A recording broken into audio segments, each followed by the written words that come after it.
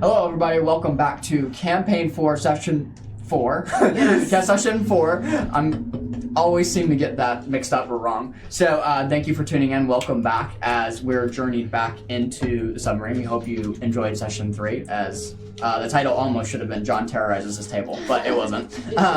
So, we look forward to playing tonight, and we're going to jump into some announcements and then jump into prayer requests and recap like we always do. Starting off with announcements, this video is going to come out tomorrow, well, Monday at the time you'll be seeing it, and then our next video will be released midweek of next week. So just note that it won't be anything like a frequent Monday release. It'll be the following week that you'll see our Session 5 released. With that, I think that's the only announcement we have. One thing that I announced just to the players just now is I'm having my fear, being that, for the start of it, being that last session was really intense. I'm starting with only 3 fear for this session instead of 6. We have Rodney! Rodney is here! Thank you guys for having me. So, we're super excited. You would have recognized him probably in Campaign 3 from the train heist, for those Campaign 3, 4, 5, and 6 episodes. So, we're looking forward to jumping into the submarine again. And doing another vehicular. It's always something with vehicles. It's always something like that. Yeah. So, okay. Engineer over there. Prayer requests for you guys. What can we, yeah, go for it. I wanted to say as a note, I saw in the comment on the last video that there was an anonymous commenter who was excited that Rodney was coming back. So you have a fan. Yeah. Oh, Okay. let's go. Thank you. Rodney enthusiast. Merch. Yeah, merch. We need merch for Where's my Rodney. t-shirt? Beckett, help me! I've been shot. Mine would say, I'm a big picture. Yeah. How much And it's him just doing this. Big picture. I'm a big picture. That's so funny. Yeah. All right, prayer request for you guys. I have prayed. So, I've been looking for a new job and I finally got one. So now Let's instead go. of Yeah. overnight front desk at a motel, I can switch back to the normal hours of being a normal waking person. And go. I'm a bartender at Logan's Steakhouse. Dude, let's go. Nice. Happy for you, Dan. We're all going to Logan's after this. I know, right? I know. After session reports are about to be wild. Good idea. Yeah, we're happy for you, dude. That's a huge answer to prayer. What about you guys? School, obviously. Swimming in school. Yeah, swimming in school. What's the most daunting thing about school right now?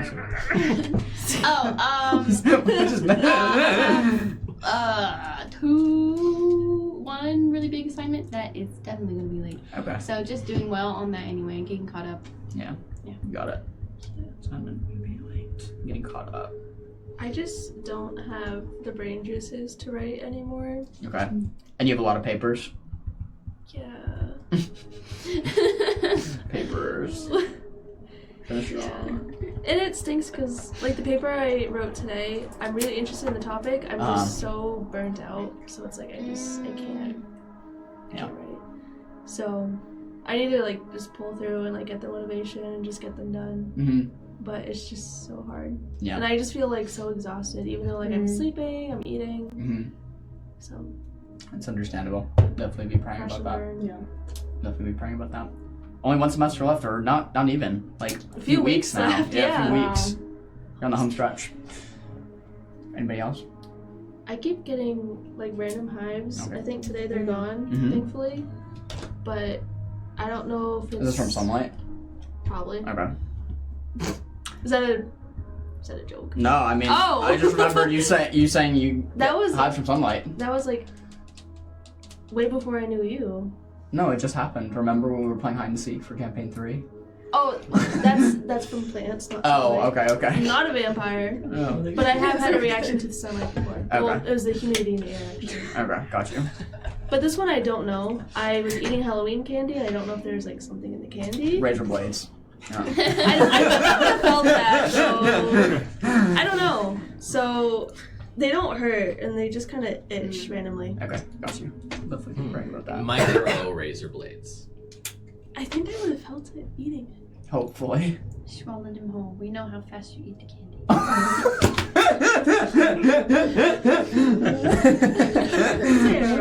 That's so I could never take Alicia trick or treating because my bag always ends up empty. Chase that the other day. She eats it out of their hand. Actually, gives her, and she's like, "Thanks." Come here, Superman. Give me that ring. that was crazy. How about everybody jumped on that? I mean, we love you. Don't talk to me. Okay. That was no fun. I thought we were. That was so funny. Dishonor. Dishonor on you. Alright, well, I'm gonna lead us off in prayer requests and then do recap, which I'll ask kind of Sarah and almost called you Kyla, Olivia, to kind of help me out with and kind of guide me through it if I forget anything. But Anarendus. Elise. It's gonna be a long night.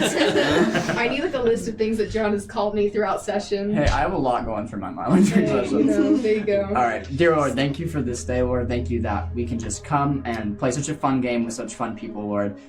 We're so blessed to have this group of people. We're grateful for you providing every seat at this table and every person who is filling these chairs, Lord.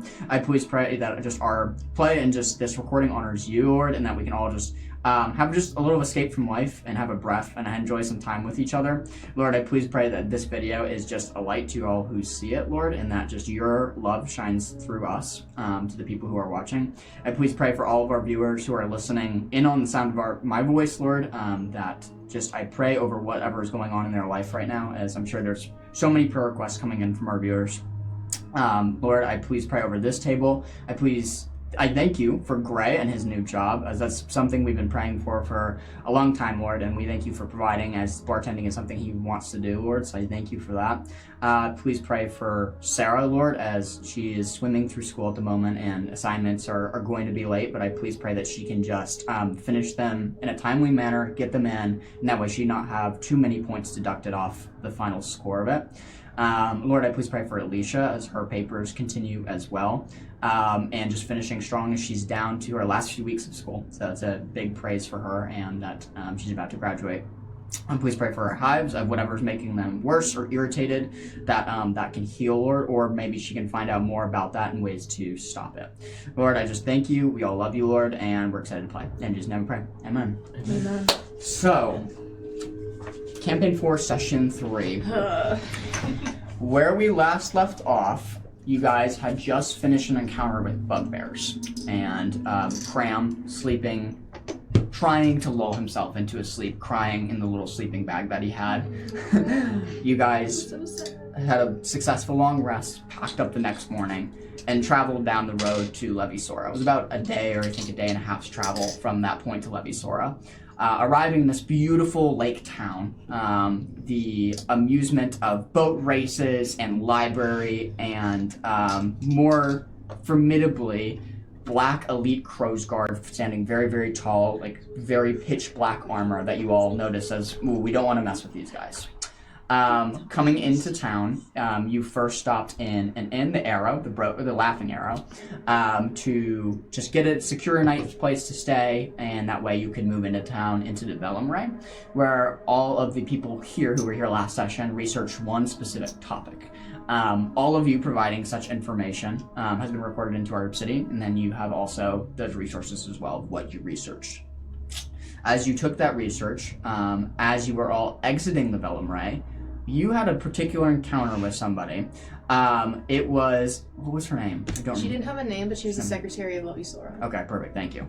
Secretary of Levisora, as you kind of bumped shoulders with her, she immediately told you all to stop as you were all frozen in your tracks with 2 elite crow's guards surrounding you, as they immediately recognized your markings of Similar and told you to best cover it up, and basically threatened you if you didn't, there would be repercussions. After that little scuffle and the intensity that followed that scene, you all went back to the Arrow, where there was some talking done, and Tongo had the idea of racing on Lake Selene and going out in the single sailboats and just racing, which you all have to remember, you all have to help me remember who got first, second, third, fourth. You got first. Nice. You got first on a crit, right? Yeah. You got first on a crit. You were close in second. Clove, then Beckett. Clove, then Beckett. Beckett almost drowned. She didn't drown. She almost We took care drowned. of it. Yeah, she didn't drown, but she almost drowned. Bless her heart. As The prayer dice. it was one of my favorite parts of the last episode. It was so much That fun. was so fun. As you all raced around Lake Selene and had a great time on these single person sailboats. You raced around, you came back in, had a beautiful roasted pig that you did not eat. Yes. And everybody dug in and had a nice long rest. I'm pretty sure I covered everything in Levisora, right? Anything I'm missing? Yeah, it's everything Okay. that's fine.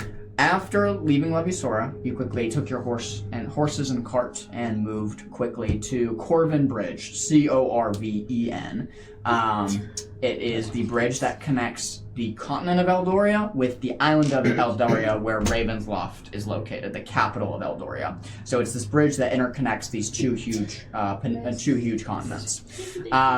Below the bridge, as the bridge kind of just suspends above it, is the Leviathan Trench, the largest underwater trench in Tildare. Keep it down over there. Hey, can you stop? I'm trying to DM here. Hey, Poor can Alicia. Can you not? Just in the future? Stop it. Stop it. As Sorry,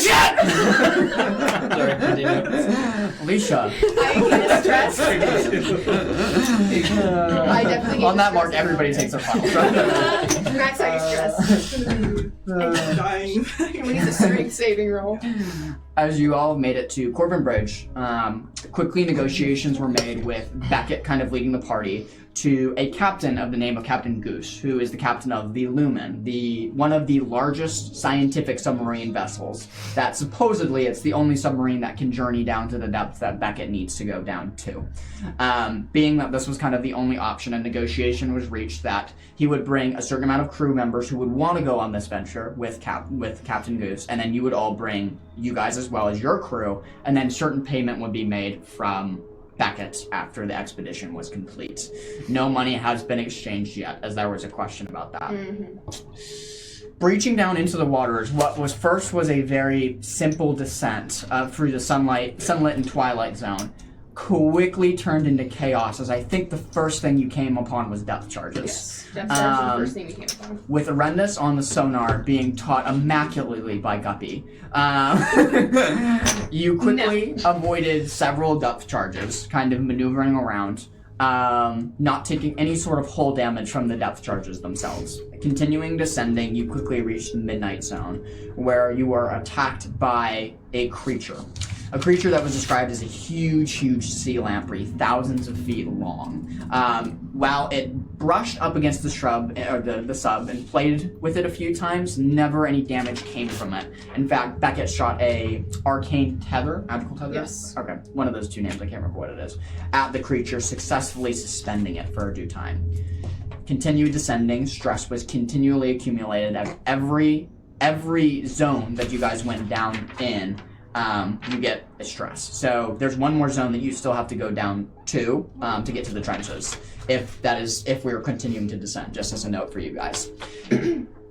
Upon entering the Abyss Zone is where things went from bad to worse, as you quickly encountered things called cephalopods, Cerebral, thank you. Cerebral cephalopods, or CCs for short. These bioluminescent, teal blue squid-like creatures that could latch themselves onto a host and control their brain by sticking their tendrils into the ears of the host and controlling it from there. Particular people who were consumed by this, unfortunately, consumed is a bad choice of words, who were affected by this was Cram, turning you into a zombified velociraptor. Clove, turning into a zombified, very agile, very stealthy Clove that dealt, I think, the most amount of damage to everybody. And then lastly, Beckett for only a quick, brief few moments before someone getting it off of her. I don't remember who it was. You. I think it was you. And then that one, we don't talk about the other guy. what? And then there was one more. No, there wasn't. Well, there was Guppy, but there was also a Samaya. There was also a Samaya. I don't remember that. That unfortunately didn't make it due to a slight Spontaneously drop combusted. and the arrow that was shot out by Arendis. We could just like. Well, it happened since the whole crew was upstairs, so I'm gonna believe it. How did that happen? Crazy. that has been the only casualty of the crew so far, other than Guppy being now taken on by a CC as well.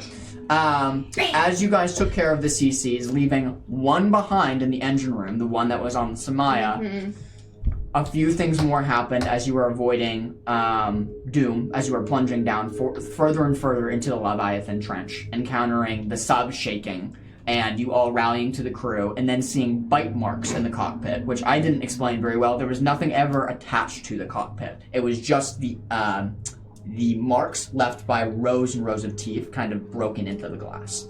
So you never saw the creature attached, but the crew did. As you are now in the cockpit, and you are gathering yourselves and looking around, trying to figure out what to do next, suddenly sudden flashes of red light kind of appeared on the consoles as there was an engine failure, followed by sudden bursts of water happening in the lumen, as a very zombified looking Guppy stumbles up from the engine room, looking at all of you with the cerebral squid attached to his head. As things got progressively worse, you all needed a desperate miracle, which the miracle came in. Yeah. I would like to start off this session by you explaining, just rewinding the tape just a little bit. What brings you to Eldoria on this fine day as you make your way to Corvin Bridge? Why is Rodney here?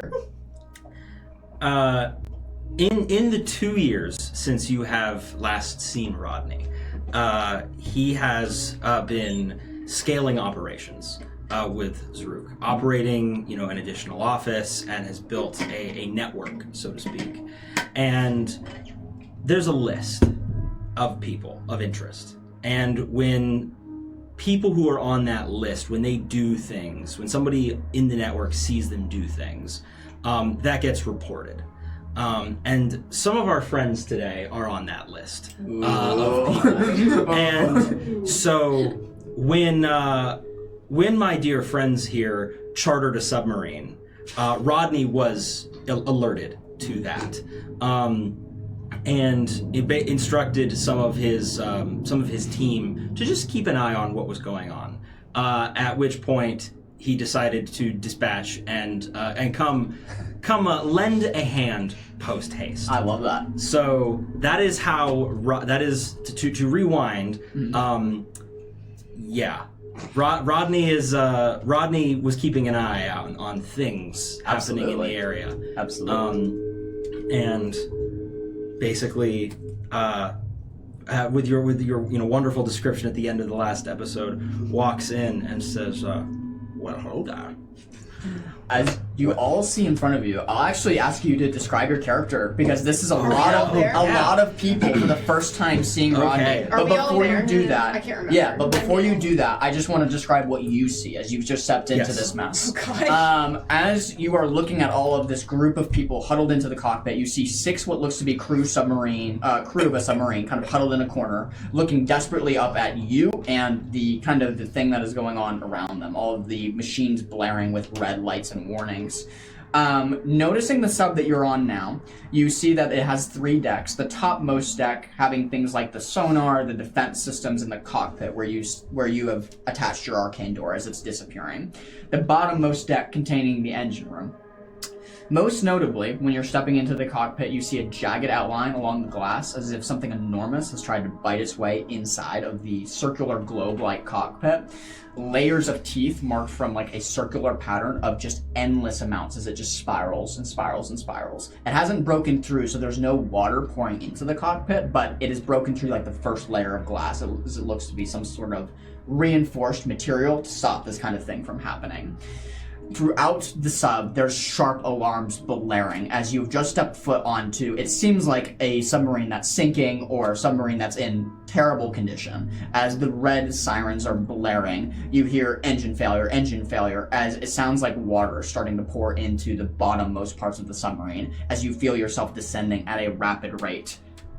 After you say hello there and look towards everybody, you feel your head start to spin.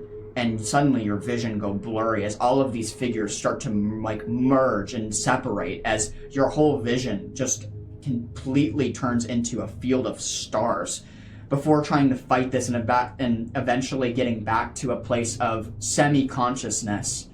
your brain just hurts. And you're trying to figure out why, and then you suddenly look towards the cockpit. There's no light where they are whatsoever, meaning you're thousands of feet below the ocean, meaning the depth pressure has started to affect your brain as you take that 5 stress of going immediately from sunlit zone down to the bottom. I'll have now, if you don't mind, you describing your character for me, please. So, yes, as Rodney kind of steps out, staggers, and kind of shakes this off, gets his head in the game, you see the first thing you notice about Rodney is these 2 enormous eyes. Yeah. Yellow eyes the size of baseballs just out. And you see them just as he looks, as he adjusts to this sort of like, you know, dim red light in this space, and he kind of you know, picks himself up to his full height of about 5 feet, and sort of brushes himself off. He's wearing, you know, what you would think of as like adventuring gear of high quality, nothing flashy, nothing fancy, but he has quality where it counts in his equipment, and is well dressed, and steps out and said, "Oh, welcome to the new world, eh? And what do we have going on here?" Rodney, we're sinking. We're sinking very fast in the middle of the ocean. We're going to all die. Grab conscious. Yeah, you're just stepping into consciousness, which I'll get to in just a minute. As you get those words out, Beckett kind of approaches you flabbergasted. "I'm so glad you're here." She like reaches up and gives you a hug, like to see you again. As you kind of see a multitude of things in disarray. We quickly move as you're taking your senses in and getting used to the pressure of this depth. We're going to move to now everybody who is possessed by any CCs, which would be Beckett, Clove, and you. I'm going to ask a strength saving throw from each of you as you're trying to recover from the effects of having been possessed by one of these creatures. You are semi-conscious. I use the word semi there because, similar to what Rodney just experienced, your reality is fuzzy. 18 with hope. That's a save. That's a big save. Go. Wow. If I roll bad, it's because John decided to negatively charge all my dice. For the last 2 weeks. 2 weeks. Two So they've been weeks. sitting at 1. Charge for your own fault. Be quiet. Do you want to roll for Beckett? I'm She so gets a Stop minus, talking. minus I'm 1. so Stop excited talking. for your roll. I found the hot spot. It's It's a 6. Oh, that's a fail. one at a time. Do you want 7. Okay. 5. That's not bad. What is that? With hope or fear? It's not weird. No. Oh, that is with hope. 13. Yeah, I don't have a strength save, so it's just 13. You beat it. Just enough. Say DC class was 13. We'll start with the successful and then we'll move to Beckett. You and you, as you have retorted your body back into normal cram form, as you quickly realize that you suddenly had a tail that you don't know where it came from, as you kind of look back and it's kind of moving back like into your body, just like you just are coming back from an animal transformation. Confused by this, your brain slowly starts to lull out, the world stops spinning, the stars disappear. You come back into full consciousness and are not at disadvantage anymore. You are completely in your own brain and your own body. To you, that is also a pass, but it's not as good as a pass as his is.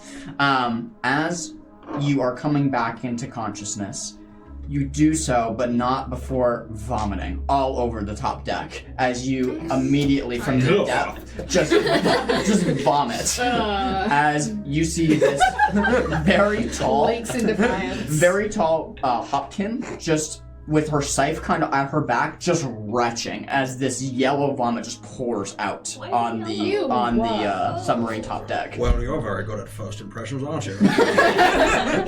Together. Who is this frog? I don't know. He just appeared. The name's Rodney. Rodney.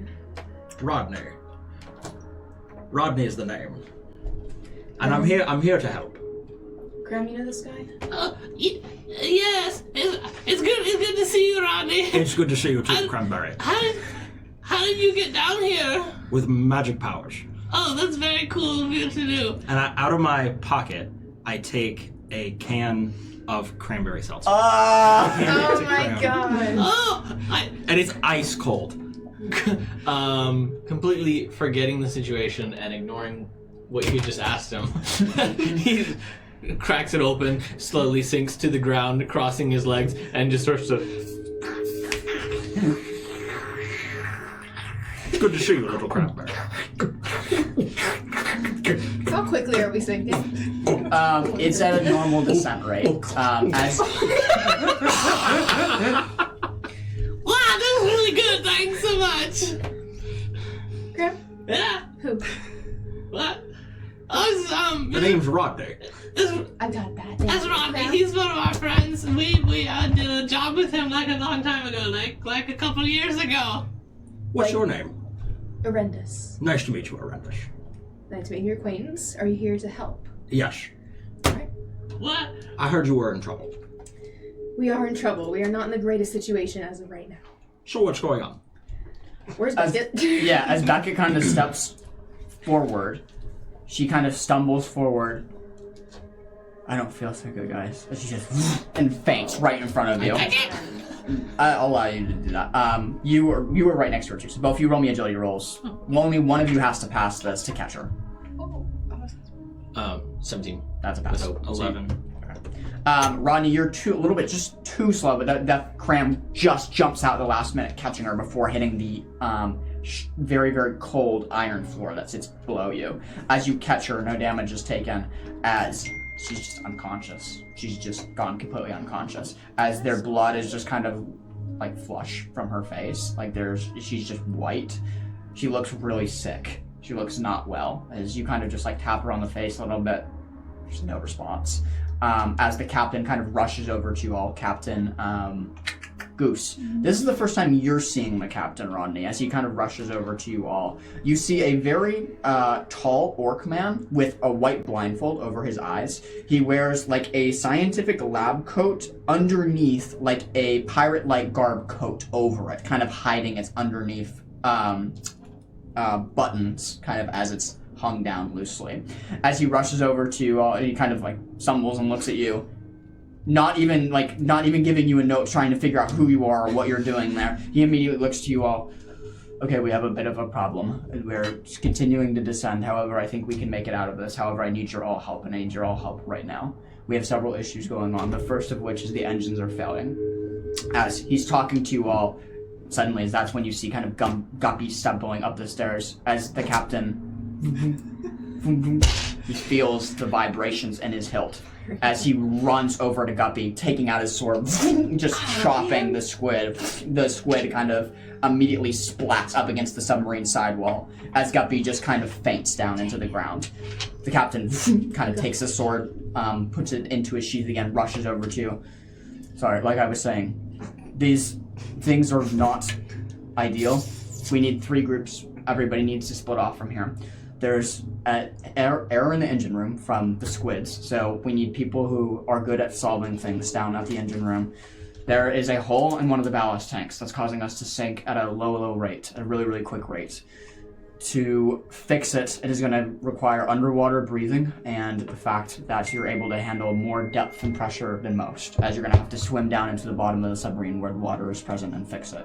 We have a submarine repair kit that you can take, but someone is going to have to hold their breath and swim underneath it. Not to mention that it is also a crawl space to get to it, as he looks towards you.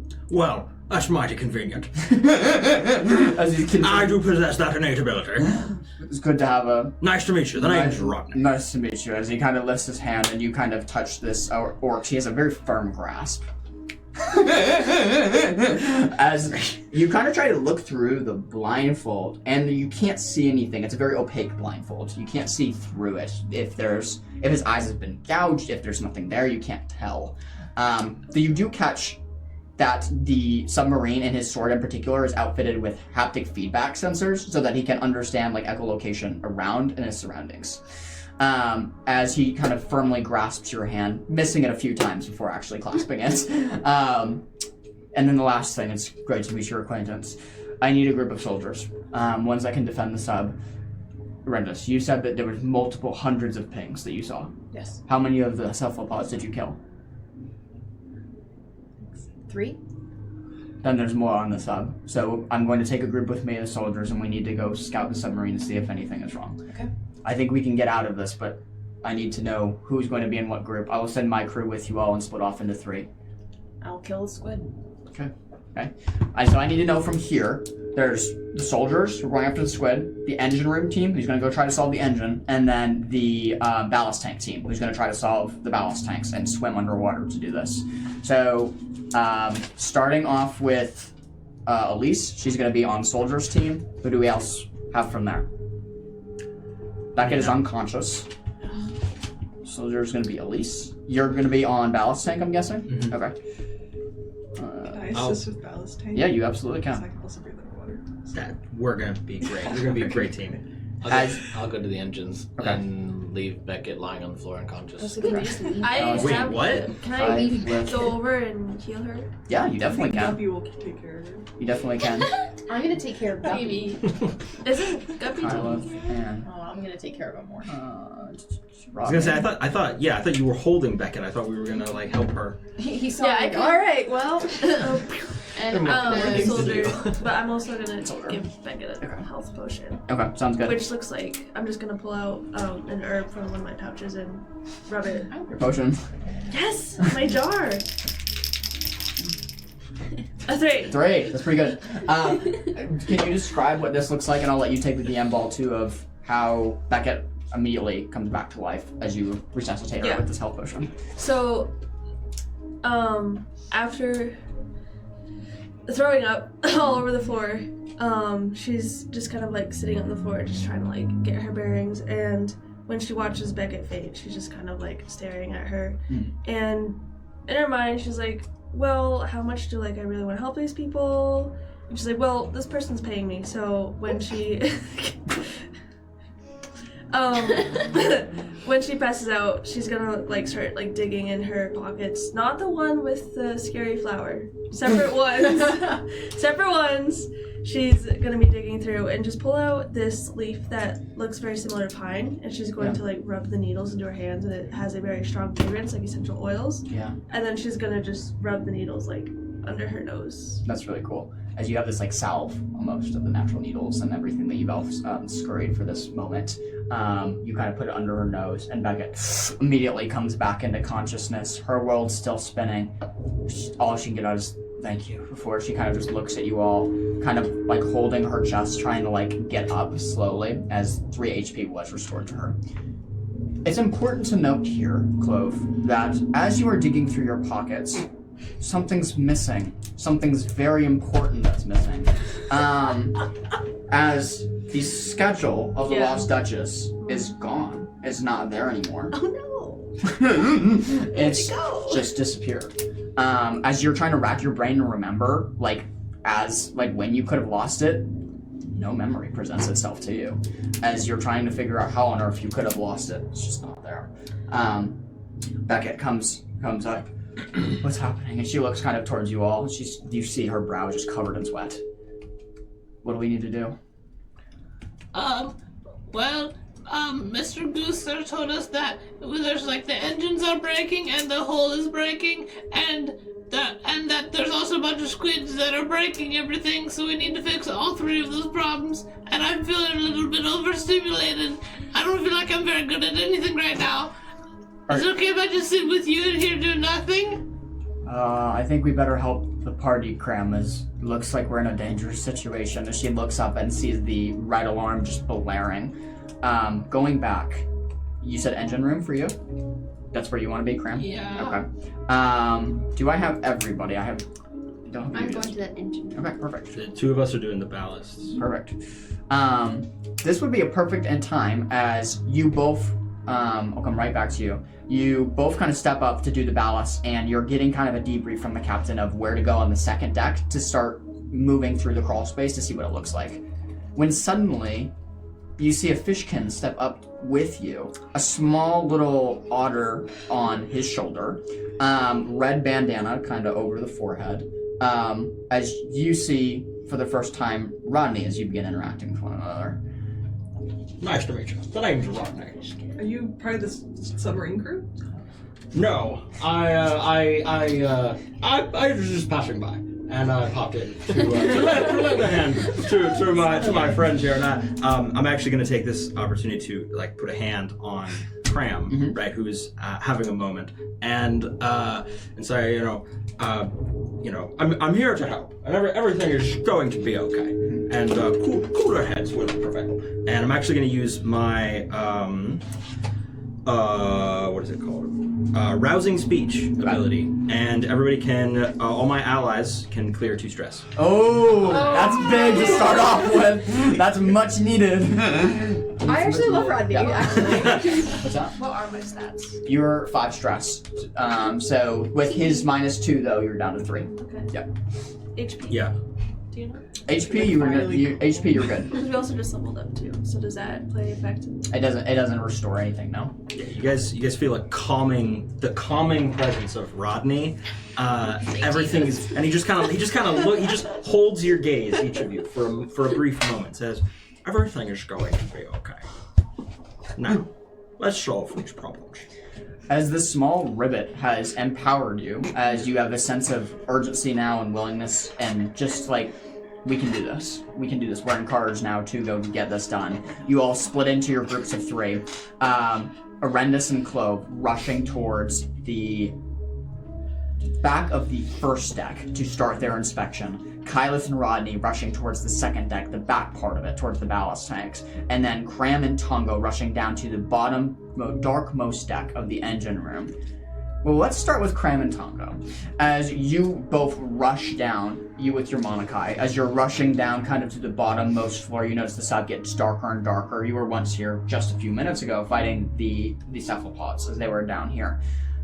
You notice coming down here that there's still an eerie blue light coming from the bottommost part of the floor, as it looks like that's where they had been absorbed by the floor. Coming into the engine room, you two notice that there's red lights flashing. You have a crew of 2 behind you that have followed you down here. They're the engineers that kind of work down here and have like a little repair kit with them. As the red lights are flashing over and over and over again, you rush into the engine room and begin quickly trying to assess the situation. Both of you go ahead and make me an instinct check to try to figure out what's going on in this moment and try to assess the situation. I have 16 with hope. 16 with hope. 25 with fear. Wow. Okay, pretty high rolls. What are you doing? Stepping in, you guys find the main engine in complete disarray. It looks like something heavy has struck it with brute force over and over and over again. Metal plating is caved in and scattered fragments litter the floor below. You feel your ankles in like standing water as you come down into the engine room, being that this wasn't here before the submarine had started to take on water. The most thing that you notice is the temperature of the water that's hitting your ankles is ice cold. It is freezing. It makes sense, being that there's no sunlight down in this area, there's nothing to warm it, as it's so icy cold. You quickly see one grate on the floor that you think would be connected to the ballast tanks where all the water is plummeting in through. So fingers crossed your crew of the ballast tanks can get them fixed in the time that you can get the engines solved. As you rush over to the engine, the crew member with you kind of rushes to your side, dropping to their knees. They quickly flip open like a huge repair box with several tools that some you would be familiar with, some that you wouldn't be. A lot of nautical tools to do some heavy engineering and emergency pinch. He begins rifling through it, hands shaking, as they search for whatever they need to start the procedure of fixing this engine. As you're walking around trying to figure out where to even start, on the back side of the engine, there's a power grid. Think of it like a Tetris board. You guys are my puzzle group. As you come to the back of it, you see there's a 4x4 grid sitting in front of you. All of the pieces down on the floor scattered, kind of amongst the water, as you see all of these illuminating pieces. I'm going to set a timer. These are all the pieces. I'm going to give them to you, and you have to get them done within a particular time. You ready? So I gotta set my timer. This is our puzzle. I'm gonna spend a fear to do so. Does he get a bonus for being well hydrated? I'm gonna say no, unfortunately. I cast well hydrated. I cast hydrated. Hydration Nation, yeah! And just to set the scene, I'll put stopwatch on so you guys can all see it. Just to set the scene, I'll start it as soon as you rip the envelope. whatever happens with this and the time that you get it is going to affect every single crew going forward. Hence why you're going first. No pressure. Yeah, no pressure. I haven't started it yet. Just as soon as you rip it. Ready? 3, 2, 1, go. Alright, here we go. I've just been playing. You know, it's okay. The pieces have started. I wish the online crew could see this. Oh, they're already starting to figure it out. Go ahead. What do you have? What the? Oh. Yeah. Well, this is going to get complicated. Right? You Oh. can do I mean, it's it. 2 that- pieces. This is going to get Is it complicated. done? I'm gonna say it. I'm gonna check. I mean, it's 2 pieces, but the length of these. There is a perfect fit. There is a Oh, perfect okay, fit. okay, Yeah. okay. I didn't tell you that, so I won't take that into account. You're good. There is a perfect fit.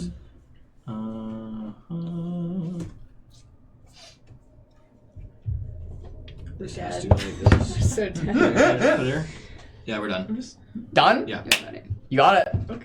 Wow. Let's go, guys. I never. Final never time got is out, 43 never- seconds. I'm gonna take never 3 died seconds again. off it because I didn't No say. doubt. No doubt, ever. It has to fit perfectly. So I'm gonna take 3 seconds off your time. So you have it in 40 seconds. As you're quickly trying to assemble the power grid back together, nice job, you two.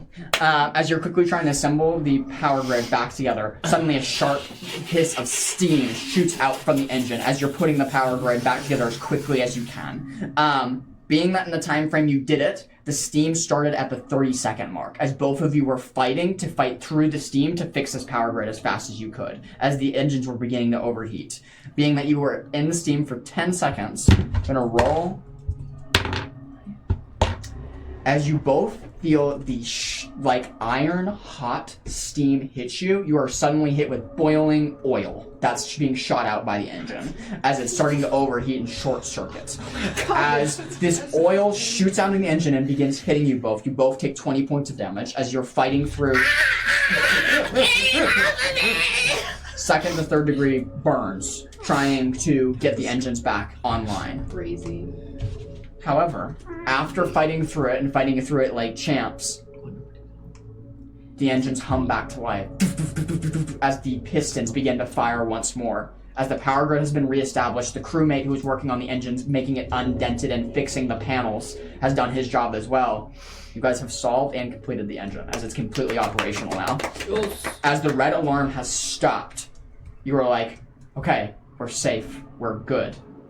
Until you quickly realize the water is now up to your shins as the ballast tanks. You quickly look towards the ballast tank crew and hoping that they are now there working on the scene.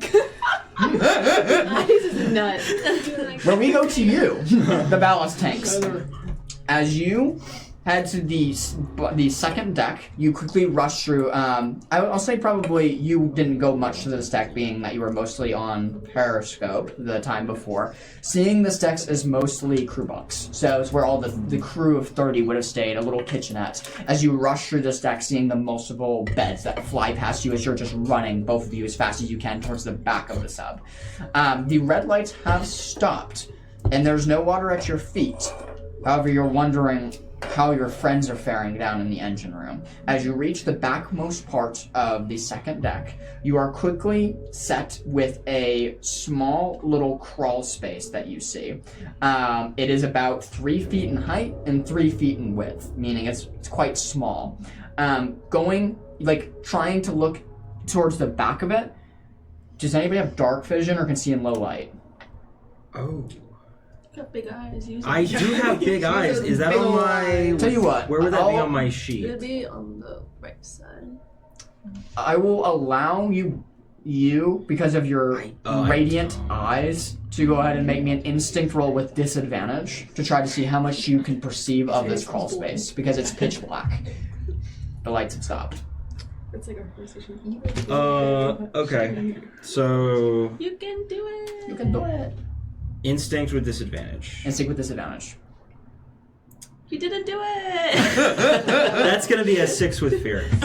It looks dark. You're It looks blind. dark, as you can't seem to see, through the passage to see how far back it goes.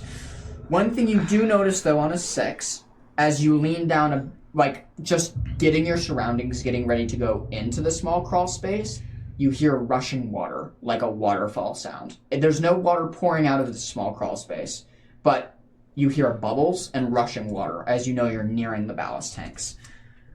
I'm going to need to know marching order here if you both are going into this crawl space, or if one of you is going in and one of you is staying out. I think I could go in with Minnow, because she's small enough. That's up to you What guys. do you want to do? Minnow's an otter. Oh, you have an otter? Oh, that's really cool. That's up to you guys. So what do you want to do? Rodney is going to go in with the otter. But he's going to leave his pack with you so that he is a little more maneuverable in the tight space. Okay. So Minnow's going with Rodney. Sure. And you're staying kind of, fixed, out to the outside of the grate. As Minnow kind of very unsure of your instructions at first and being very doubtful, hesitantly climbs onto your shoulder as you have a small sea otter kind of on your shoulder. You begin hello there. You begin your crawl, your army crawl through this metal vent. You can feel how cold it is as your elbows and knees are hitting the iron as you hear the ding, ding of you crawling your way through. As you're crawling your way through, the sound of rushing water gets louder and louder. Probably a 1 to 2 minute crawl through this little duct. You are faced with this on screen for you guys now. A drop of about 20 to 30 feet just going down. You see a huge pit of water below you with a metal ladder just dropping down. You quickly realize you've reached the central portion of how someone would get down into the ballast tanks. Important thing to note here, though, that I'll ask you to roll an instinct for me, too, as you're leaning over seeing this and trying to perceive it as it is still pitch black. Go ahead and roll me an instinct for that. I have a quick question. Yeah, go for it. Is this just your friend or is this a This is familiar? my, Okay. Beastbound. Okay. So, So are we able to communicate at all? She will understand you, but Okay. she can't speak. So. Okay. Oh. Freaking Bye, John. Rip. We can do whatever we want. Go, go, go. I killed Guppy. I am. I'd like to retcon and open telepathy with you. Is what I'd like to do You can before also I crawl use into her the thing. experiences with people. So she has like touching things, so she can help like Kraken and Tyler, which is like So cute. I need that, the perception. Yeah. That's really good. I'll spend a hope if you need that. Okay. Guppy. Great. So, While you were gone. I'd like to, if I can rewind and retcon very slightly. I'd like to open telepathy with Caliph? Am I saying that? Kylith. Yep. I'd like to open. I'm going to spend to open telepathy with Kylith. Okay. And that is active. So, well, I'm coming up on a steep drop into this here ballast tank, and I see with my. Did you say that was with disadvantage? Yes, your instinct with disadvantage. Okay. So we're gonna because. Okay, so 13 with fear. Okay. It's very hard to tell. Because I'm sitting in your chair. As you're looking down, it's hard to tell how deep it goes down and what's happening beneath and what's happening in the ballast tank itself, as there's just not enough light in this area to see below. One thing that you can tell by the sound dispersion of the area, the water's rising, and the water's rising quick, meaning you're going to have to plummet down and hope by the time you get back up, the water hasn't risen up to this point, and you're going to have to hold your breath for an increasingly long time if it has. Unsure of how quickly it's filling up due to the nature of the ballast tank. That is the situation you are faced with. Okay. I am not worried about holding my breath, Okay. and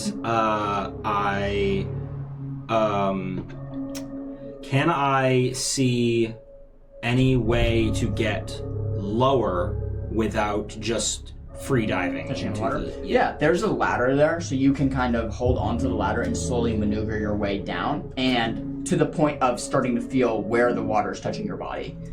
Okay, like you can wade your way. So in. I can get in slowly. Right. Okay. Yep.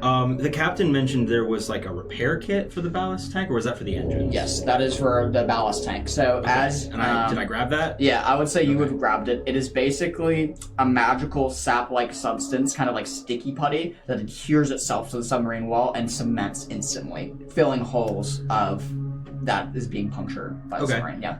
Then I am going to descend into the water cautiously, but swiftly, and I'm just looking for the hole. As your feet touch the water, it only takes a few seconds to realize that this is icy cold water, so cold, to the point that as you move into your knees, I need you to roll me a strength saving throw, as hypothermia sucks. As you're descending slowly, trying to regulate your breathing as you're maneuvering in this icy cold water.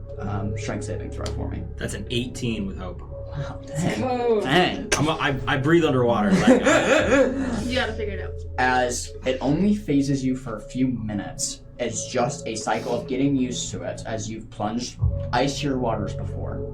Maybe missions from Zaruk. As you maneuver yourself down into the ballast, you're about shoulders. Do you want to continue? yes. Okay. As you continue and going underwater and taking a breath, you're quickly, literally just feeling the submarine wall.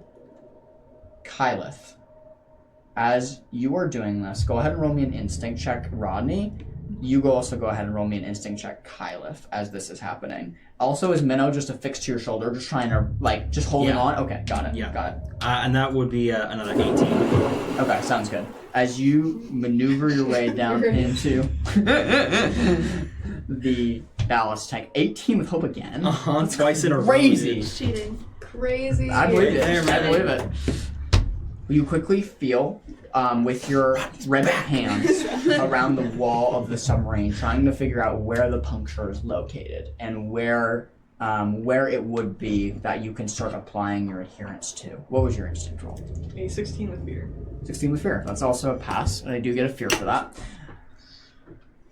As you are waiting probably a good 2 minutes, you're just hoping that they return back okay. As you're standing, correct me if I'm wrong, but you're standing outside of the crawl space, right? A stream of water comes from the crawl space. A few drips that quickly turn into a stream, that quickly turn into a river at quick amounts of pace. Immediately through the telepathy, I'm like, have you found the breach yet? It's very dark in here. I'm looking for it. It's very dark. It's very cold. The water's coming through the crawl space. Oh, that's not good. What did I find with my... With your 18? With my 18, yeah. You find two major holes. You find both of them. With an 18, you find both of them. I found the holes. As you feel these holes that have been weirdly punctured here near the ballast tanks, you quickly take the putty and start repairing them as quickly as possible.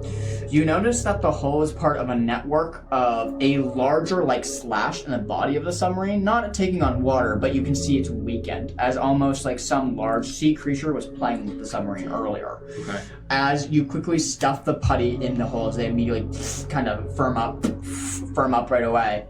Now, as a ribbit, you can hold your breath underwater, can't you? I can breathe underwater and move naturally underwater. I have zero That's disadvantage coming in to being clutch for you underwater. right now. As you are maneuvering with no problem, as this is the normal time that a humanoid would start to run out of air, being that this is 2-3 minute mark, you have no problem navigating back to the surface. With that being said, it's still pitch black, and it's going to take you a few attempts to try to get back to where you were. So go ahead and roll me an instinct check. Depending on your roll, it's going to depend on how much water is let into the submarine. That's a 12 with hope. That is a little bit less ideal than 18 with hope. As it takes probably a good 2 minutes of you finding the exits. You still find it, immediately start climbing the ladder, and you notice you bonk your head on the top of the vent and gasp for air as you feel like your little otter on your shoulder do a shake, and all the water comes off and hits the walls in the small crawl space. You have about this much breathing room from where you are to the top, air for the crawl space, as you are just barely hovering. The water's just been pouring in at this time. I'm gonna prioritize the otter to get air because otters do not breathe underwater. And then I'm going to start making my way back down the crawl space as quickly as possible. Yeah, as you're maneuvering down the crawl space as quickly as possible, you see Minnow leap off your shoulder and just start treading the water, just starting boom, just like a bullet shooting across the top of the water, quickly returning as you see the water just gushing in at this point. A little brown, little shot that you quickly see Minnow just shake herself off and kind of crawl her way back up onto your shoulder again, followed by a very soggy Rodney. As he comes kind of out of the vent, you quickly close the door and latch it. There's good now standing water in the submarine here, about I'll say a little bit less. It's only a few inches, so... I'm very wet, but the holes are patched. That's great. We should check on the people that were below us. Yes. Water does flow downward. They will probably be wet too. As you are you going to head third floor? You two? I mean, we're done here, right? Yeah, you're done. You got the whole patch. Yeah. Okay, sounds great. Another successful segment as you quickly, another great rolls. You quickly move down into the third most floor, the bottom floor, where you see Tongo and you see Cram looking with gratifying success, a look on their face, but not without pain, as you see these large blisters on their faces and on their bodies with 2nd and 3rd degree burns. You see this black oil smear liquid on both of them. As you rush down, everybody seems to be okay and alive, however hurt. As the scene unfolds. Did you guys fix the engine? It's better, but we are not. There's an explosion of hot oil. It's not a pain. It's still kind of singeing, hurting.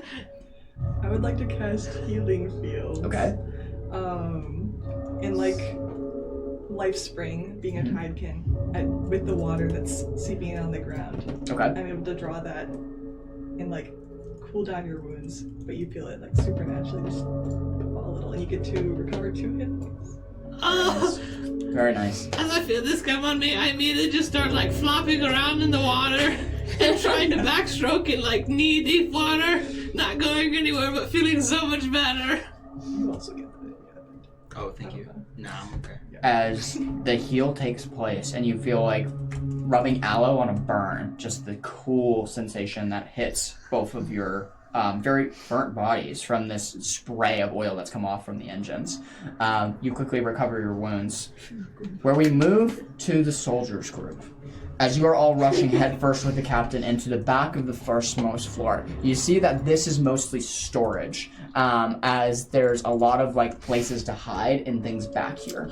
Which floor are we on again? The back of the first floor. Back of the first Yeah, so the cockpit would be in the front, and you're moving all the way to the back. Okay. So we have Clove, we have Arendis, and we have the captain. No other soldier or crewmates are with us? There is 1 or 2 crewmates with you guys, where actually there's a picture of the captain too now that we have.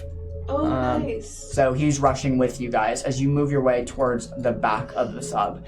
He quickly looks to you all. We must check all the crates. They usually like to hide in anything they can. Open up all the storage, open up all the crates, and quickly alert me if you find anything. As the rows of lockers sit in front of you and rows of chests. It is now a game of seek and find. Yes. I'd like to cast Reveal. Oh. Now, what is the range on that spell? Because this is the floor below you. Oh, am I not at... Wait, I thought They're on the first floor. You're on the bottom of the second floor. Or you're They're on the on bottom of the third floor. They're on the. Oh, back I'm not first. with them. No. Oh, never... No, we're on Oh, the top sorry, I floor. got confused. No, you're okay. No Sorry. worries. No worries at all. I thought it was that No, big of a range that No, you it's- could cast reveal. It's So dang, that's a big it's range. 10 to 30 feet. Unfortunately, you're not. It's Oh, very okay. thin floors, so maybe you can. Like, Sorry, Maybe if he was on the second, but not if he's on the third. As you are all looking through these boxes, I want you to tell me which one you look through first and which one you look through first. There's a variety of lockers, chests, ornament-looking objects that have been sealed as looking like cargo. Okay. Which item do you pick first to start looking through? Are there like set options, or can I just You just tell me what you're gonna go for. first one that's closest to Okay, me? sounds good. As you head to a locker and open it and swing it open, or you have your hand crossbow at your side. Yeah, it's pointing at the locker. Okay. What are you doing? Stop! I need you! I need you! Are you okay? Do you need Yeah. tissue? no. I want the shiniest That's one. the stress. They're stressful sneezes. As you swing the locker door open, there's nothing inside. Okay. As you quickly take a breath of exhale and begin to move to the next one. Okay. You look for the shiniest one, quickly finding, even though in a low light setting, a circular-like wrap, almost like a sack of cannonballs. It's misformed. It has a sackcloth on it. You see like a little shimmer underneath it. You don't know what it is. Shiny to be cannonballs, but it looks like that's what it is in size. As you take off the cover and see kind of what's underneath it, you can see what only can be described as oval-like statues in a large fishing net. All of them covered in this brass-colored material. You see these beautiful craftsmanship as they're all like underneath this fishing net. They look like they're very, very finely crafted. It's a very odd thing Okay. to find on a submarine, but no jellies underneath. No jellies. No squid underneath. As you continue beginning your search, go ahead and both of you make me instinct rolls. Where at this time I will switch back to you guys as a group as you are all together. What are you doing at this point in time? So bottom of ship fixed. Yes. Good. Nice to meet you, by the way. Nice to meet you. The name's Rodney. I'm Tongo. Nice to meet you, Tongo. Okay. Yes, the bottom of the ship is fixed. There were some just enormous claw marks on the bottom of the ship. It looked like some kind of creature had attacked or scraped the bottom of this vessel. We've been attacked by a lot already.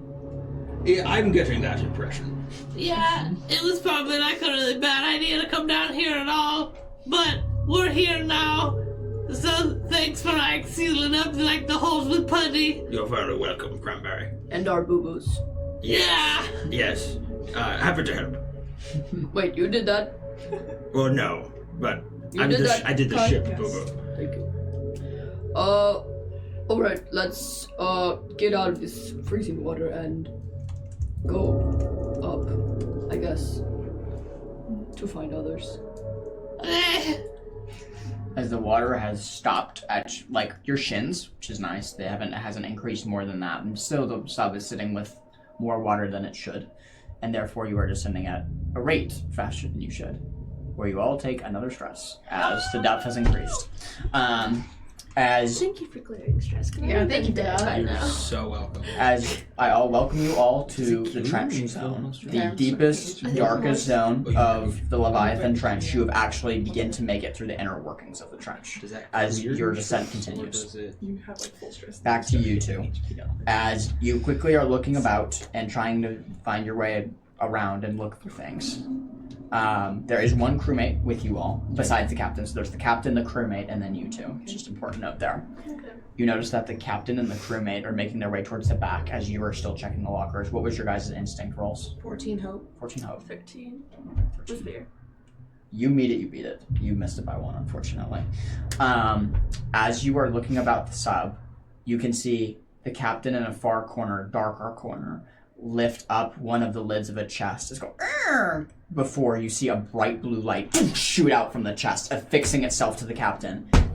Being that you were sharp in your instinct, you do get a shot off at it as it's in a weakened state. However, just know that your shot could hit the captain. Do you want to take it? Here we go again. What do you mean I get a shot of it? Like, You get attack of opportunity, being that you thought it was going to happen as soon as it did, meaning you would have advantage on this attack. on the evasion? You would Or, have sorry, the exactly. initiative? You would have advantage on the first shot at the squid. I'm taking it. Okay, go ahead. Oh god, guys. Okay, go ahead. You No get your pressure. advantage. So your advantage. Yep, exactly. Okay. You can do it. You need a good one on this one. What? You can do it. Please. I mean, he's not Is gonna it see okay? it coming. No. I said he's not gonna Is it see it good? coming. 18 with hope. Nice. That's a hit. Go ahead and roll for damage. Go ahead and roll for damage. Just skate a little bit. Oh my gosh. Okay. Whew. Alright. How are you attacking Alright, 5, 7. 7 points of damage. 7 points of damage. I'm gonna live roll this. You did hit it, and you did deal damage to it. Okay. This is gonna determine whether it can stay on or not. It has a +5. It needs to be a DC of 12, meaning it has to roll 12 minus 5. 8? 7? 7. It needs to roll a 7 or higher. Okay. I'm gonna live roll this for you Yeah, guys. go for it. I'm gonna roll it next to you, sir, if you don't mind. That's a natural 1. Yeah! Natural 1. Explodes. So with that, Yep. how do you want to do this? As the arrow lands too naturally close to its central nervous system of the CC, how do you want to kill it? I'm watching the captain. I jumped out. After I open the locker, see nothing. I see the Go back to captain. He's opening this chest. Immediately, the CC attaches itself. Mhm. I was anticipating this was going to happen. I was waiting for it to happen. I pull out my hand crossbow, quickly look at it, fire off, and shoot it straight in the center. Falls off the captain, hits the floor. With Period. uncanny light position from a hip fire, as you just saw the chest begin to illuminate bioluminescently blue, you and shoot, and within seconds, the squid is on the floor dead. The captain is saved. You can see the squid kind of writhing in pain, the white-like substance kind of just juicing out of it as you killed it now. You quickly observe the rest of the things behind you and kind of look around. Where we come to your 13 with Hope or Fear. Was it Hope or Fear? Oh, it was with fear. Fear. Noted. I'm going to spend my first fear.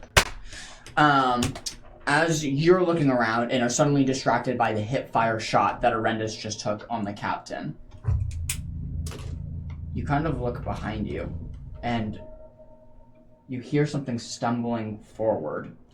Oh. Kind of stumbling forward. You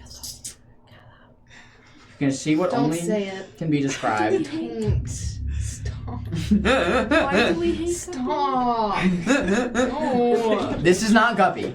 Oh, okay. This is not Guppy.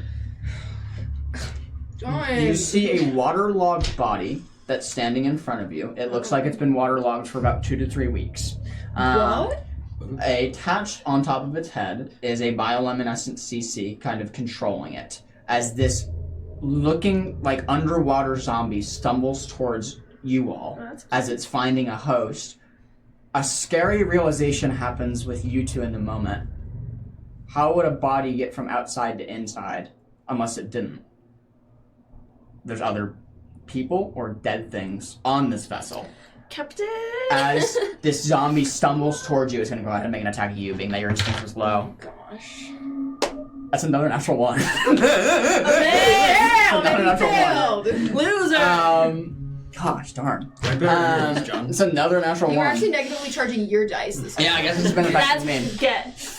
As it stumbles forward, kind of shifting its weight and throwing like a half punch at you, kind of its fist kind of balled up and just throws it down. It's way too easy to avoid as you kind of just maneuver around it as it kind of limply hits into the wall. You do have an attack here. It's stumbling in a way that's unnatural, like it's attached itself to a dead thing and not a living thing.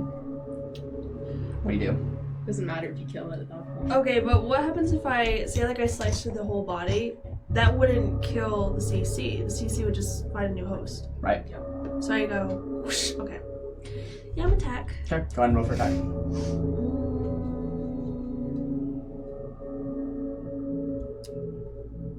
Okay.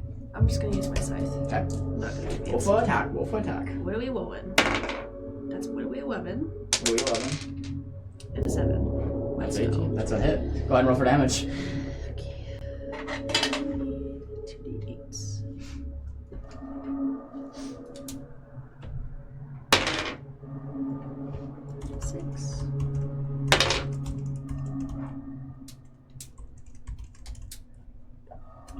16? 60 points of damage. How many points of damage did you roll last time? Do you remember? No. Was it 11? I think it was 11. Okay.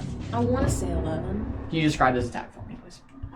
As she maneuvers out of the way, she's going to take her giant scythe off her back and just kind of slice diagonally. So it's going through the squid, but like she's not caring about scratching or cutting through the body either. So she's just going diagonally across. Yeah. As you diagonally cut across, your scythe makes it a good depth of the way into the squid, with the squid like reeking out this like high-pitched noise as it hurts your ears as you go to plug your ears. The kind of goo as it kind of affixes itself back on top of its head, almost killing it, but not enough, as it has this nasty like jaws affixed to the top of this zombie's head that doesn't peel it away. With that, it is its turn. I'm going to roll. That's better. That is a 22 to hit you. Oh my gosh. No! That doesn't Better than a natural 1. Okay, 3 times 11.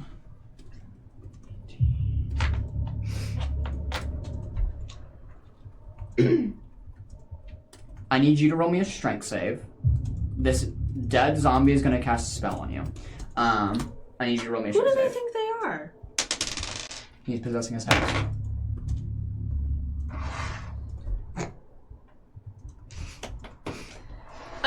With fear, Okay. 10. What was your lowest? Was your hope or fear dice the lowest? My hope.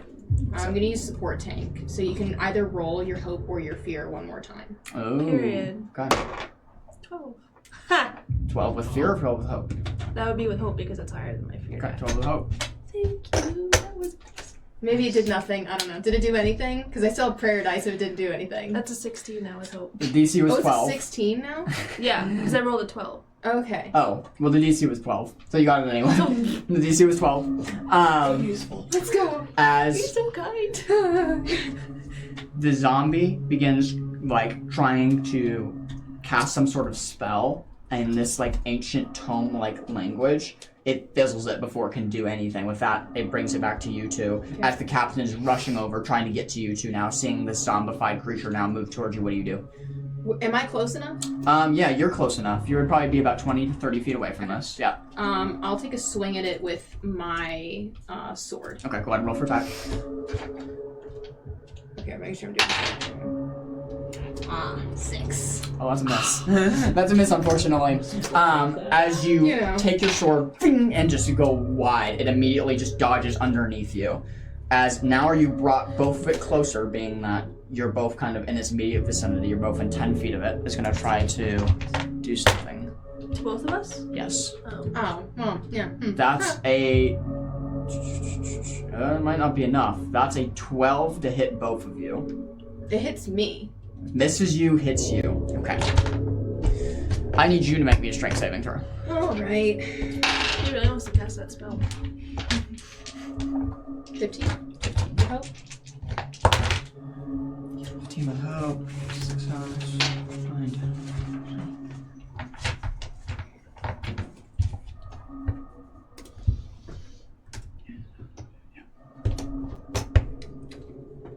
You did save. Okay. Which is the good news. He's gonna use magic missile. You saving inhibits him from going double damage. So the damage is halved. Halved damage on this water zombie-like creature is 27 points of damage. As sudden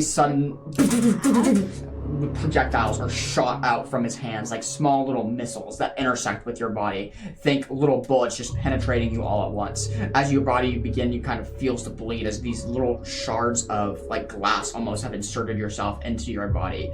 You can see it's still alive and still stumbling around. It's 27 points of damage to you. Are you good? Yeah, I used armor sauce. Okay, with that, it's still player's turn. I have no damage. It's going back to player's turn. Okay. Hmm. I'm going to... Is my scythe still, like... Because you said that I got stuck. Did I take it out? Yeah, and then yeah, you're not burdened. Yeah. Well, I'm going to use it again. Okay, go for it. Go ahead and run for it. Slice and dice. Oh my gosh. It's you! It's your presence that makes me roll 2s every time. What'd you get? What did you get? Hear me out. Nothing. I'm not ratatouilleing. Oh no. Just tell me what I have Oh, prayer no. dice. What did you do? Please no. I got a 2 if you can help with that. 2? Well, okay. I got an 8, but I rolled a 2, so I need to fix that. I can do support tank again. How many times can you use that? As many times as I want. I just spend 2 hope every time I do it. Okay, hope. Would using my scythe also count as agility? Because it's so... It's whatever the trait it is. This says it is. If you want support tank, I don't know you what. can have it. Finesse. As a finesse yeah. weapon, it's not Take it out, agility. Yeah.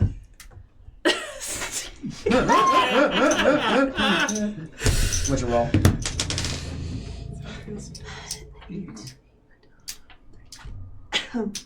It's Is this funny 'cause to hit? she Is thinks this to it- hit? 16's a hit. Go ahead and I think part of. I think Yay, thank you! Actually, don't even. It's so low. Go ahead and tell me how you want to do this. The tanks! You got this. How do you want to do this? Okay, anyway. She just really wants this thing dead. It's kind of creeping her out. So she's just gonna like spin her scythe around and then just holding the upper part of the long blade, not the blade, the hello? Staff, The like, staff, yeah. thank you. Yeah. Towards the blade, she's gonna just stab at like the handle part into like through the CC.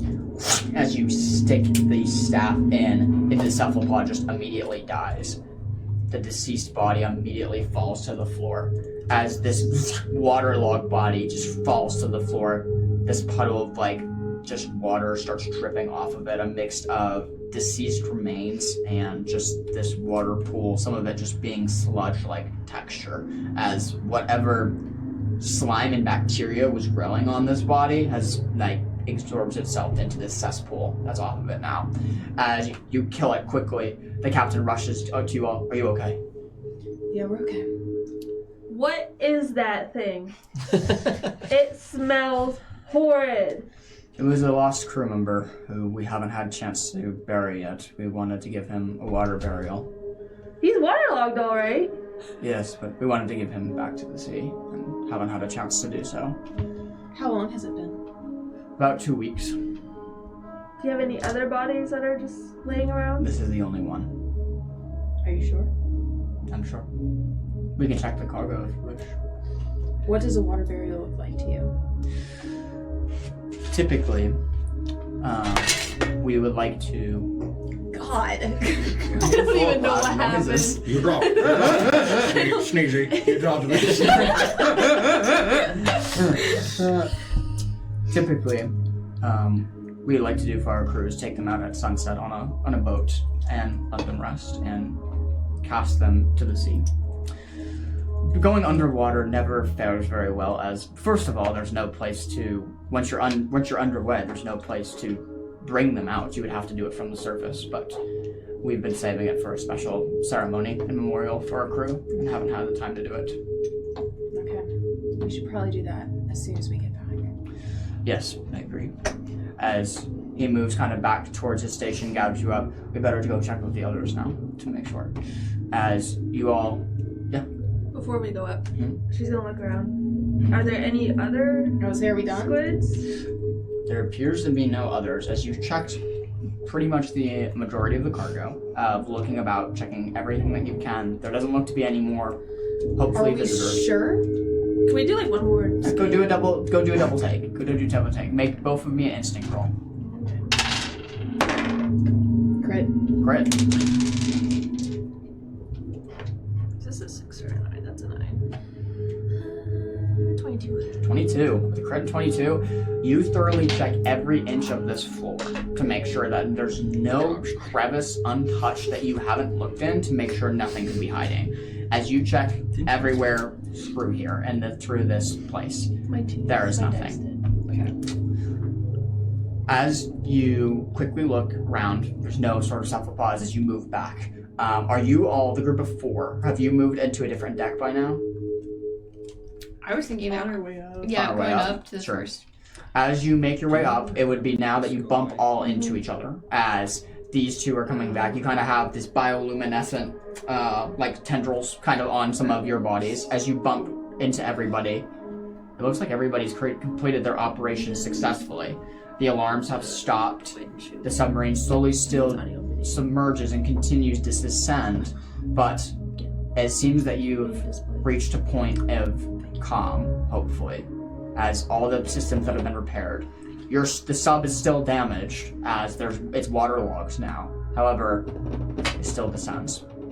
As you move kind of towards the front part, Beckett has kind of taken care of the crew that was left with her. As she gets up and looks to you all, is everything okay? Is everything done? Yes. All the alarms have stopped here, so. I think it's important time now to talk to you about this.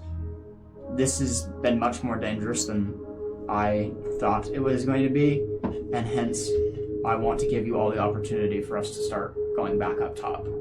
We still have thousands of feet left to submerge, and I don't know what your all condition is, but I want to make sure that you are all okay, so we can return to the surface if you all wish. I can just give me the order.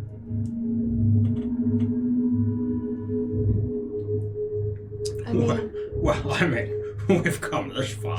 I mean, why throw it all away? Why make it all for nothing? And everybody take a rally die. Oh, very nice. It's a D6 that you can use on any roll. It's like it's an additional die you can add to any Okay. any Do I roll any it roll. now? Right? Roll. No, you don't roll it now. set You aside roll to it. save it for whenever you want. The only caveat with it is you have to call it before you use it. Meaning, like, I if can you're use it after. right, like if you're making an attack and you say does 12 hit, and I say no, you can't then say I'm using my rally die. You have to preemptively say But I'm using a rally You die can roll the 12 and then roll the rally die before before the call. Before the call. Correct. Yeah. Correct. Yeah. So if you make an attack and you say, oh, it's an 8, I'm going to use it before I tell John what it is. Right. So what he's saying there is, if you make that roll, right, and you see that it's an 8, you can then say it's a rally die. You just have to have no verbal confirmation from me, yay or nay, if it's going to hit or not. So you say, let's say you roll a 4. You would probably want to use your rally die. Okay, so as long as you didn't confirm what Correct. happened. Okay. Correct. So it can be I'm with you. after you roll, but before you know the result of the roll. Okay. Right. Slay. Thank you for that clarification. Appreciate it. Yeah, and it's a D6 for D6. everybody. As Beckett looks towards you, I just don't want to put you in any more danger than we've already traversed. And while we're so close to getting what I need, I also know that the submarine is not in the best condition as what we started in. And it sounds like we've lost a crew member or so. So if you all would like to go back, just tell me and we'll start ascending again. How much longer will it take to find the creature? Well, that I don't know, but I know we're nearing the depth that we need to be to start encountering it. The depth we need to find it at is 40,000 feet, and currently our altimeter is set for 37,000 feet right now, meaning we have 3,000 feet more to plunge down into the trench before we enter the zone of where the creature might live and lay. Beckett, I have a question. What creature exactly are we searching for? So, yeah, We know. Oh, you do know. Oh, I already It's a know. Kraken. it's a She Kraken. told me outside, but I didn't know. Yeah, No worries. we do Just know. kidding, scratch that. You're good. No, that's not. I'd love to know. But, wants to know. Yeah. well, Beckett, what exactly are we doing here? I'm happy that you're here with us. We're here to find. I would be too. We're here to procure Kraken ink. I don't know if you've heard of this liquid before, but essentially what it is it's something that can only be produced by a Kraken, and we have a arm affixed to the submarine with a jar attached to it to try to get this valuable liquid. Like milking I'm camel? sorry. I deeply Well- apologize. So we grab, and then someone just... It doesn't need How to does it be. It doesn't need to be a milking procedure. We just need to scare it. If we can scare it, then it will disperse its ink. We can do that. We have really interesting team So here. for anyone who doesn't know, Rodney canonically only blinks when I say. So Oh. you see, so it has not happened until now, and Rodney just. Is that all of them? Just that? just that. Easy peasy.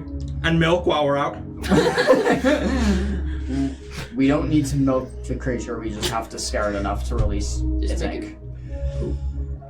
Which shouldn't be too hard with the crew that we have aboard and the large floating vessel. I assume it'll be pretty easy. I also have several restrain spells, so I was thinking if we do see the creature, I can restrain it to hopefully scare it and release the ink. And how do we get ink? Well, the jar that's affixed to the arm, it will scoop it up. Will give us a mixture of the ink and water. Renus has a question for the captain. Yeah, the captain's about. The vessel is somewhat damaged. From your experience, can this vessel endure an encounter with the Kraken? He looks and rubs the just nothingness behind his eyes and just does this.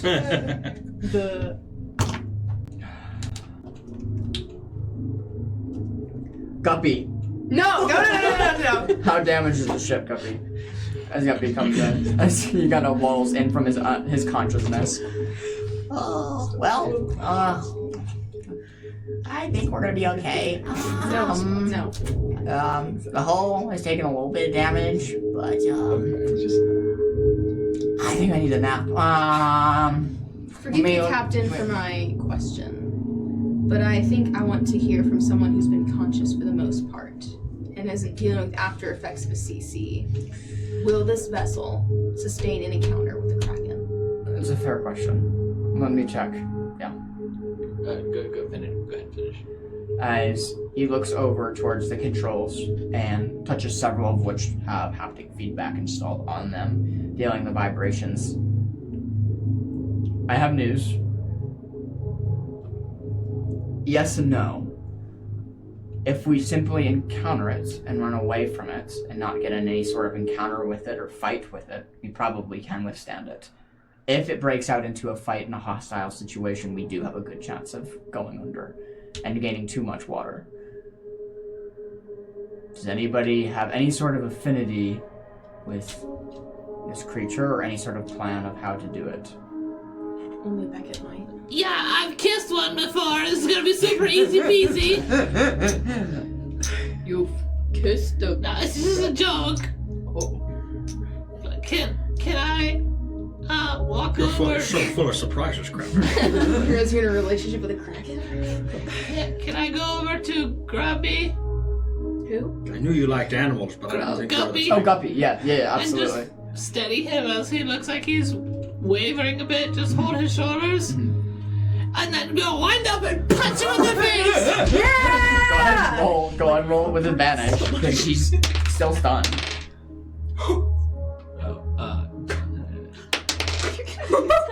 Well, just advantage. The rally die. It's 21 with hope. It's definite hit. Go ahead and roll for damage. If you need any prayer dice, let me know. Just 1d4. Yeah. Yeah, he's fine. It's just one. Just 1 point of damage. So go ahead and describe the attack for me. I just steady him.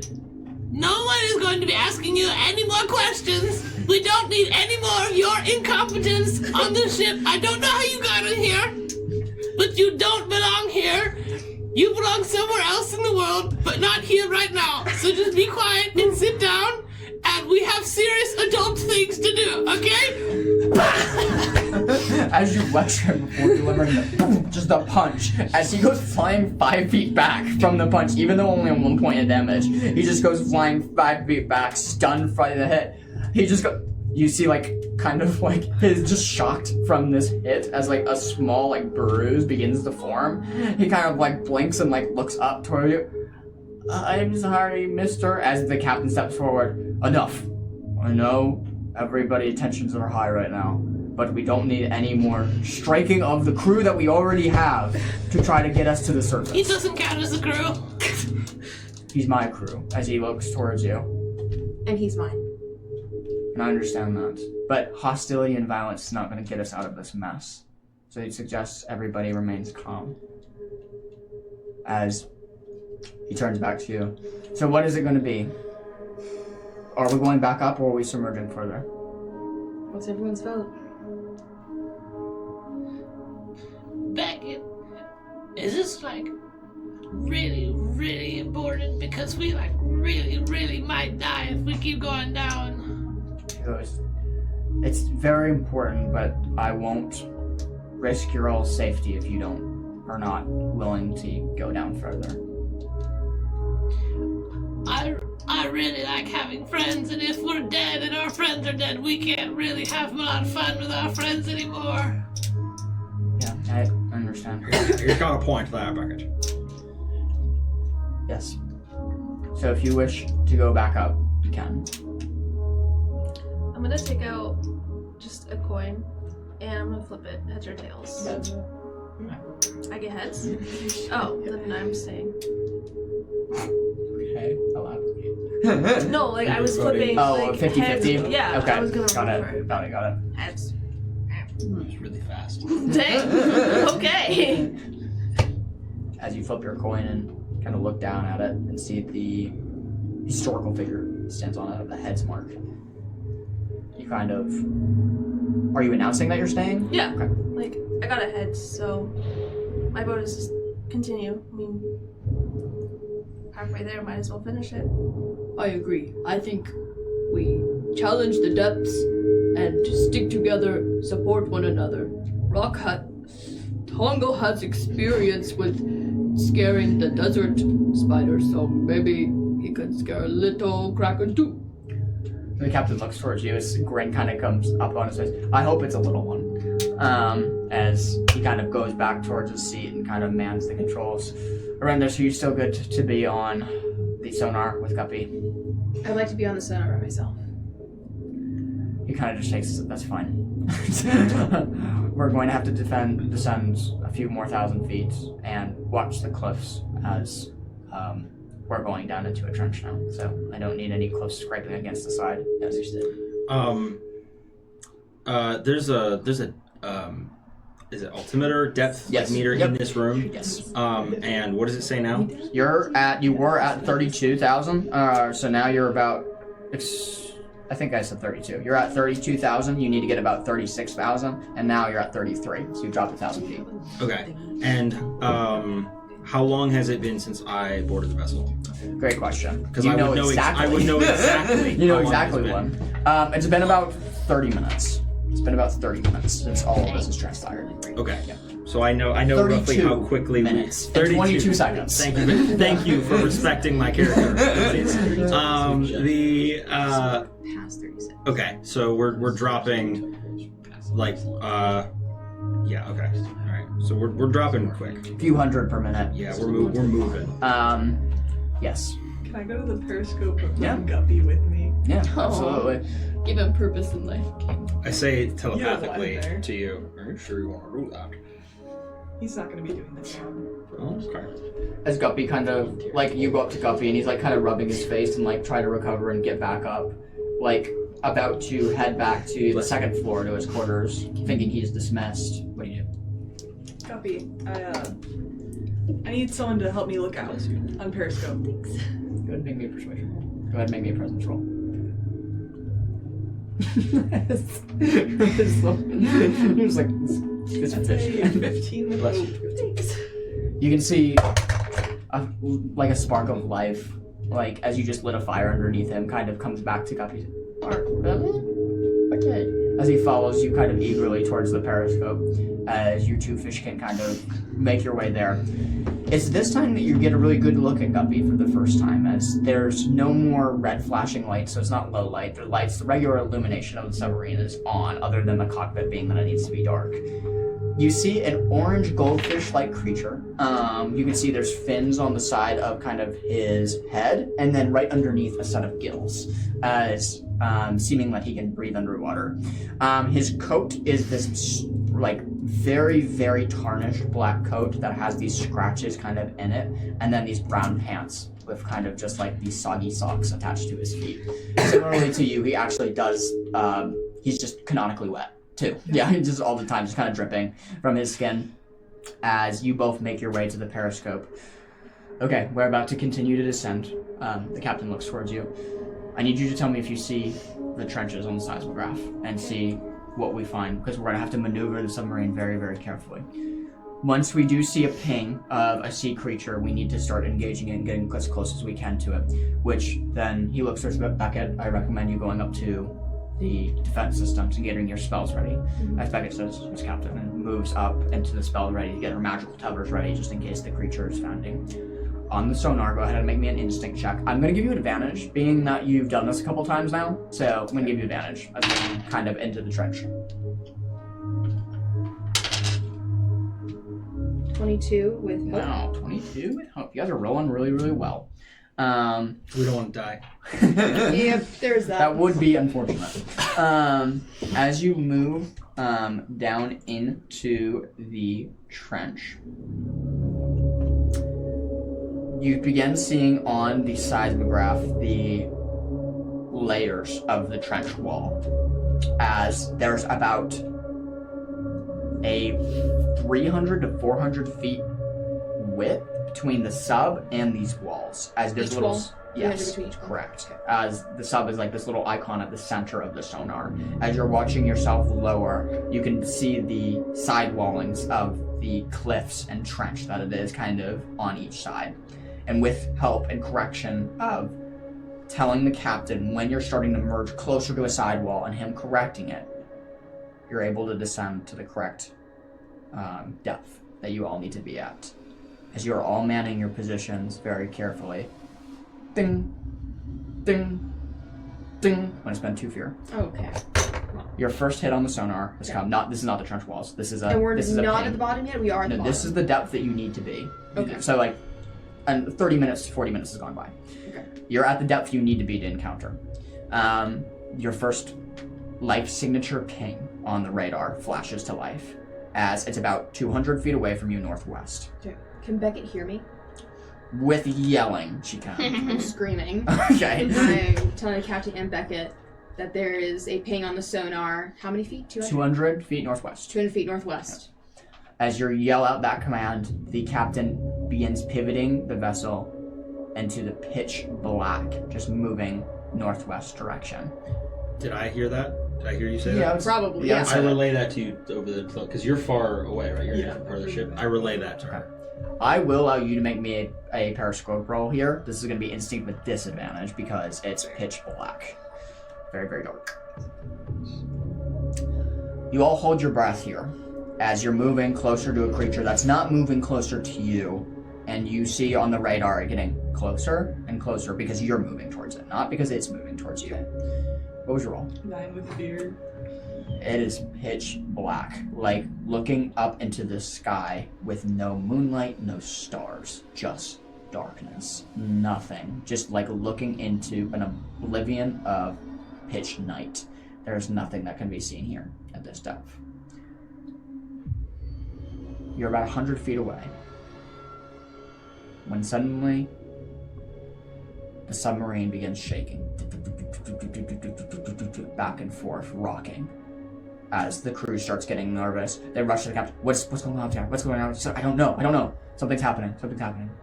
We're getting close to something. As they continue maneuvering, as you are maneuvering now in the tread of something, of what was left behind, something large, as you are now in its wake, you continue following it. Roughly 10 minutes goes by before I'm going to spend a fear of you following said thing. Before on the sonar, now this is what you can tell from the sonar, you are looking at a break in the cave wall lining, a cave, if you will. Okay. An underwater cave that you're now looking at the entrance of. And due by you following this creature, it swam into this cave. Can we see the cave? Yeah, it's pitch black. Only on the sonar. Okay. Only on the radar, that you can see the seismograph of the break in these rocks. As the captain looks to you all, I don't recommend we go inside. You got treats to bring it out? I do not have treats to bring it out, no. I wish. What do we do from here? If we flashlights into the cave, I feel like that would anger it. One of the crew, except for we can't flash the lights. They'll attack us right away. Beckett sent out lights last time. Maybe she can do it again? But that was to the eel. Is the Kraken gonna respond differently? The crew kind of steps forward. It's a little rat folk, small in stature, kind of has like a buccaneer's sash kind of over his forehead. I think the lights are going to scare it, or attack us. Worse, if there's nothing that absorbs light down here, it's just darkness. If it sees that, I wonder if it'll attack us. We can't risk it attacking us. What about noise? Can we do anything with noise? We do want to scare it. The captain kind of You got looks to you all and horn. gestures. No horn, but have something that might work. If everybody bangs on the side walling at the same time, it would be loud enough, being that everything echoes down here. However, we risk whatever it is knowing in the cave, but knowing something else is down here, and it could come for us right away. I can use a spell. Will it go through if it's in far range? You have to be up in the projectile tube, but yes, you can. You have to be up by Beckett, where Beckett is currently. Yeah. Mhm. I'm gonna look at everyone. I'm gonna say, Mhm. I could try to provoke it by just luring it in. I have a spell. It might work. I don't know if it's gonna anger it, but it'll get it moving if it does. We don't even know if this is Kraken, right? We don't. What's It's your just a spell? large beast. Troublemaker. What does it do?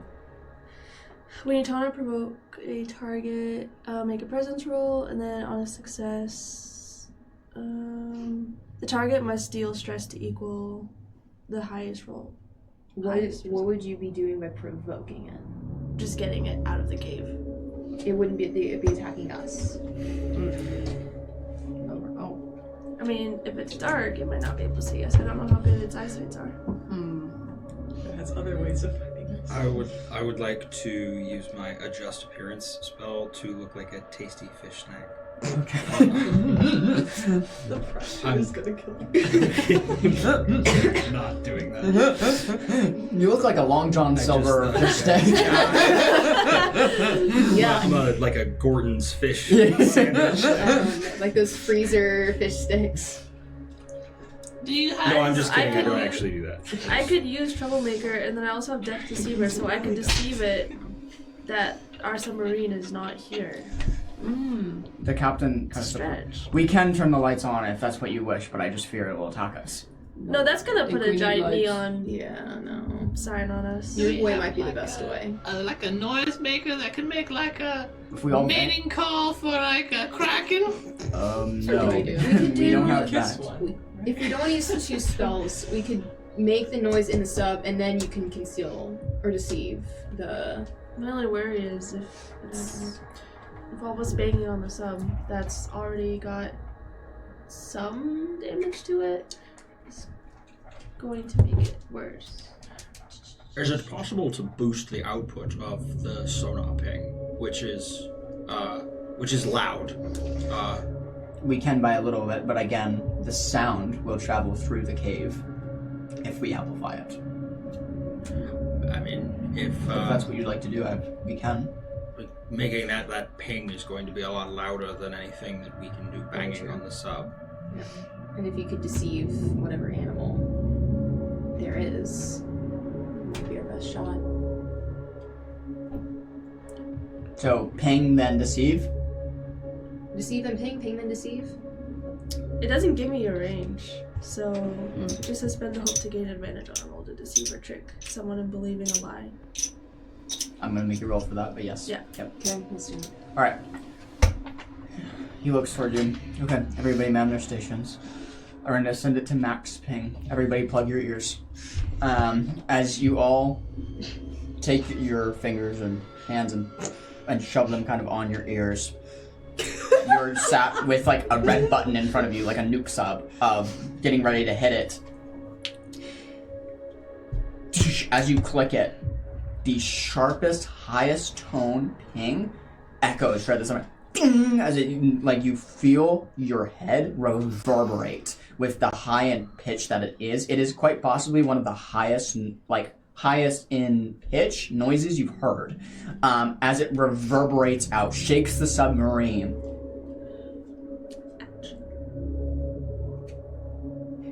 stuff begins to shake. Shakes harder. Whatever it is that's getting closer, what do you do? Yeah, I'm gonna cast a spell. Go. You rush up to Beckett and go up into the spell tube to get it ready to shoot out. Go ahead and make me a roll to try to hit the creature. Okay. I think, should I use the Rally Dagger now? Yep. Or when I'm using the spell? Wait, how does the spell work? Is there evasion and then the spell? I have a DC in mind for this. Yeah. I have a DC. So there's no evasion. There's a DC with this is going to work or not work. Okay, roll first. Don't say if I it won't. hit. I can also use a hope to gain advantage, so I think I'll do that. I also have and prayer then- dice. I am going to take that away, sorry. I have prayer dice. The advantage. I'm going to take the advantage I have away. prayer dice. I have two The creature can't see twos you. of prayer dice. So roll. Okay, so roll for to hit sales. first. We'll do I'm not going to say anything. fear Yep, first. don't say anything. 3. Oh. Don't let. This is not my This fault. is your fault. This is not You- my fault. Yes, you guys can all See, I told you this is not my fault. on dice. I don't. Okay, better dice. Yeah, what do you need? 12? 12. Right, sure. Don't use his. He rolls pretty Oh, good. drops. A 10. Okay. 13. So what?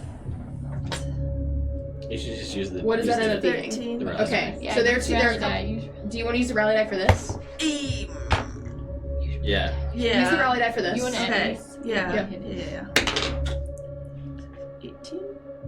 Okay. Are you asking for my confirmation? Do we want 18 or do we want to add 2 to it? Because I can add 2 to it with the prayer dice. It's okay. Okay, yeah. No. 18 is pretty high, but this is also a Kraken. It may be. He's also a dumb. Maybe it's a Kraken. That's true. Stupid wolf. So do we want to, what are you using for prayer dice? Or just spending hope? No, I just have them. Look at his I have 2 smug prayer face. dice that equal Look 2 at. each. We need all the points. Look at him. Look at him. Yeah, I think I need to. Add 2 to your thing. So So 20. it's 20. Do you want 2 more to that? To make it 22 or do you want 20 to go? Just reading John's face, I have a feeling that no matter how many prayer dice you use, you're not going to beat this DC. Do we want... Okay, what'd you get on one of the dice? The lowest dice. 3. Do you want to re-roll that? Sure. Re-roll it. Let's just re-roll that. You're joking! What did you do? At 3! You made it worse? No. No, it's the same. Oh, okay. Literally roll- Okay, so we can So do 2 3s is crazy. Okay, we still have 20. So right now we're at 20. 20. We could be at 22. We could be at 20. Do we want to be at 22 or do we like 20? I'm gonna, just for the fun of this, No, I'm gonna tell you no. two what the DC is, but you can't say anything. Okay. I also I have 3 Before hope left. He It does takes tell me, just don't take too long in deciding. I have 3 hope left. It takes 2 for you to re-roll. Do you want to re-roll again? I'm watching their faces. Okay. No, they're just making faces. 20? 20. 20. You meet it, you beat it. Yes! Nicely Thank done. you! We're gonna make this sweet! Nicely done. We're a good team! How are you trying to deceive this creature? These aren't the droids Right. you're looking for. Oh. my God. How are you trying to deceive this creature? Because this creature can't see you, so you have to be doing some sort of illusionary magic Thanks, Semilor. through the tube. The DC became 30. Okay, Now, how do you wanna so try this? it doesn't see us. We've been trying to reach you, but you're hard to report. We don't want to attract it in any way. No. So could I deceive it in thinking that we are just a part of the rock formation that's with the Where cliffs? you're within the cliffs. With the low light, I will definitely allow that. There's hesitation. What are you thinking? He's not thinking. He's just gonna let us happen, is what he's thinking. John. As the creature moves out of the cave, you can't see anything. You can only hear it. as a clicking-like noise is made over and over and over again. Morse code. As you are all listening to the clicks echo and ping off the submarine. As you hear this over and over and over again. The clicks get louder and louder and louder. The sonar's going wild. As whatever this thing is... Is it still blaring? Not that. No, not the ping is being sent out. I mean just the sonar itself. The thing that you have lured is around you. It's very, very close. As it keeps pinging all around you, several signature pings. You can't tell if this is one thing or many now, as it's gotten very, very close. You know it's on top of you. I need to know what you all want to do. All of the lights have been shut off in the submarine. We know it's one thing because we followed one thing. Can I use Gifted Tracker to see how many there are, based off of the sound of the noise? Yes. I am going to ask you for a knowledge roll on that. Okay. Yeah. I was actually going to ask you, does this sound like anything I've ever heard before? I'll let you go ahead and make me a knowledge roll. And I was going to give you disadvantage, but since you're so well read, I won't. Does Beckett know what's going on because she studied this? Beckett does not know what's going on, as she's never studied there's no sound confirmation of what a Kraken sounds like. Don't feel bad. I got a 16 then. With you. Okay. Shut up. 4 with hope. The DC was also 20 for this. As you both try to figure out what kind of creature this might be, or how many creatures this might be, there's no conclusive evidence that either of you can come to. Get out of here. I'm looking for my dice! Oh, okay. So touchy, right? Oh, okay. I thought you were trying to peek behind the DM's No, I'm screen. looking on the floor. It's right here. Thank you. How is it over there? Thank you. Sorry. You're good. They're designed to roll. You do roll a die. You're this close Does to the getting captain snapped. practices? Just letting you He know. does not either, as he Force doesn't save you. also know what Force a save Kraken sounds like. He just knows whatever creature is making a sound is on top of you. It's right next to you. The radar's going crazy. You don't know if it's multiple things. You don't know if it's one thing. But from your basic creature knowledge, since you all didn't fail the DC, I would say with the general knowledge of the group, you especially, you can make a conclusion that whatever this thing is trying to figure out what you are, being that it thinks you might be a rock formation, or you might be living. It's trying to figure that out. As I'm gonna roll for the creature. So we didn't successfully deceive it? No, you have, for now. You have successfully deceived it for now. Okay, I rolled and I'm gonna hold my roll. Is there anything that you guys would like to do here? Captain, are we in position to spook the creature Yes, how and get Wow. the... How would you like to spook? I can start maneuvering the mechanical claw, however, it will make noise. Did Beckett prepare? Yes. What Where's Beckett? if Beckett freezes it and then we grab it, then I can run up to the front and make scary faces through the window. That might work. You could change all different shapes. Yeah, I could be like a moose. Moose missiles are scary. They're like big deer with antlers. Well, we Is can Beckett try. His blink. As you blink. I see. I see one at a time in my eyes. I don't know why. Beckett has come down from the periscope, continually kind of looking up by the defense system, or not the periscope, excuse me, the defense system, and come up to you guys, and she immediately starts talking to you guys about the clicking she's hearing. I can try to shoot something out. I don't know if it's going to hit, as we don't know what we're dealing. I don't know if it's one thing, I don't know if it's multiple, but I can shoot out in a direction of your call on the sonar. Are you going to try to scare it, Ram? That's the... I'll scare it after we grab it, because if I scare it before, then maybe it'll probably run away. No. If we're trying to scare it, because then it'll expel ink, and that's what we're looking for. Yes? No? Maybe? Beckett? I mean, Yeah, my that's spell what we're looking- Troublemaker is provoke a target. Isn't that what we're trying to do? What does provoking So, the target do? Beckett freeze it. You spook it. We scoop it. And we get out. Yes. I have a mechanics question. Sure. In one of my spells targets an object that does not include giant sea monsters. That's not a creature, unfortunately. Okay. Sorry. Good All right. question, though. Thank you. Good question. I can go cast. I just need your call, Rendus. Is that something that you guys want to do? Just scare it and then let it run away. Okay. We have to scare it really good so it doesn't eat us. We both scare it Okay. at the same time. Can I assist? Sorry, spell. Unless you have magical tether. Trouble Beckett right, does. to provoke it. No, it's gotta be the same spell to get advantage. Sorry. Beckett has magical. As she moves up, she's waiting for your call out as it's everywhere. There is not one direction it isn't. As the sonar ding ding ding ding ding ding ding ding, it's all around you. Is it moving or is it just present everywhere? Just present everywhere. What would you like to do? What direction would you like to call out as Becca is now up in the defense chamber?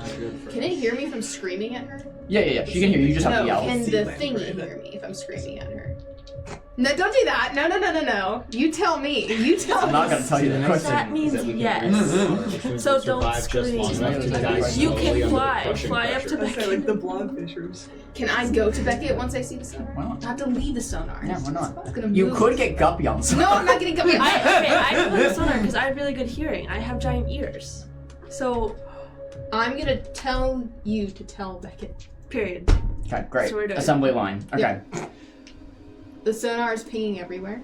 You could probably make a best bet that you can fire at something and you will hit it. Similar to the eel last time. That's exactly what I'm telling Beckett. Beckett's like, I don't know where to shoot. It's everywhere. Shoot any direction. Is there anywhere it's not? No. Yep. Anywhere. Just She's gonna go due north. She's gonna go straight north with double disadvantage. Bruh. Because it's so dark. It's so dark and she doesn't see the Can she creature. use her rolling doors? She has to open her Yeah, eyes. I'll allow that. I'll allow that. Yeah. Yeah, I'll allow that. So I'm dropping a disadvantage in place of the rally die. Yeah. The captain and Guppy also have rally dice. If you want, I'll take Guppy's rally dice from him and give it to Beckett in this moment if you want. Yeah. Yeah, Guppy doesn't need it. Sure, No. absolutely. No, Guppy does not need it. But we can He's gonna help redeem you. himself a little bit. Can you tell me what Beckett gets before you make any decisions here? Yeah, I can tell you that. She got a 15. Beckett. She got a 15 plus 2 is gonna be a 17. Good job, Beckett. That's not too bad. She got a 17. Do we like 17? I won't say anything from here. But DC 20. Yeah, Right, this that's was what I'm- 20, just, we need more. But I it's think. Just everywhere. Rally die have- that. You can take I my have a- rally die if you want. Can we give rally die? Yeah, I mean, you can. There's no been confirmation, right? Wait, There has no, not been- sorry. You can't. No, I you misunderstood. can't- You you can't can't- give somebody your rally die. I Yeah. just made a rule about that with Guppies for an NPC. Guppy specific, yeah. So Is rally the die can't captain get an NPC? passed around. I'm not gonna allow you to use the captain's. He's way too valuable. I have a prayer dice that has 2, which gets us to 19. Okay. What's the lowest dice that she rolled? I don't know. I re-rolled them, but oh no, I did. I got them. 11 and 6.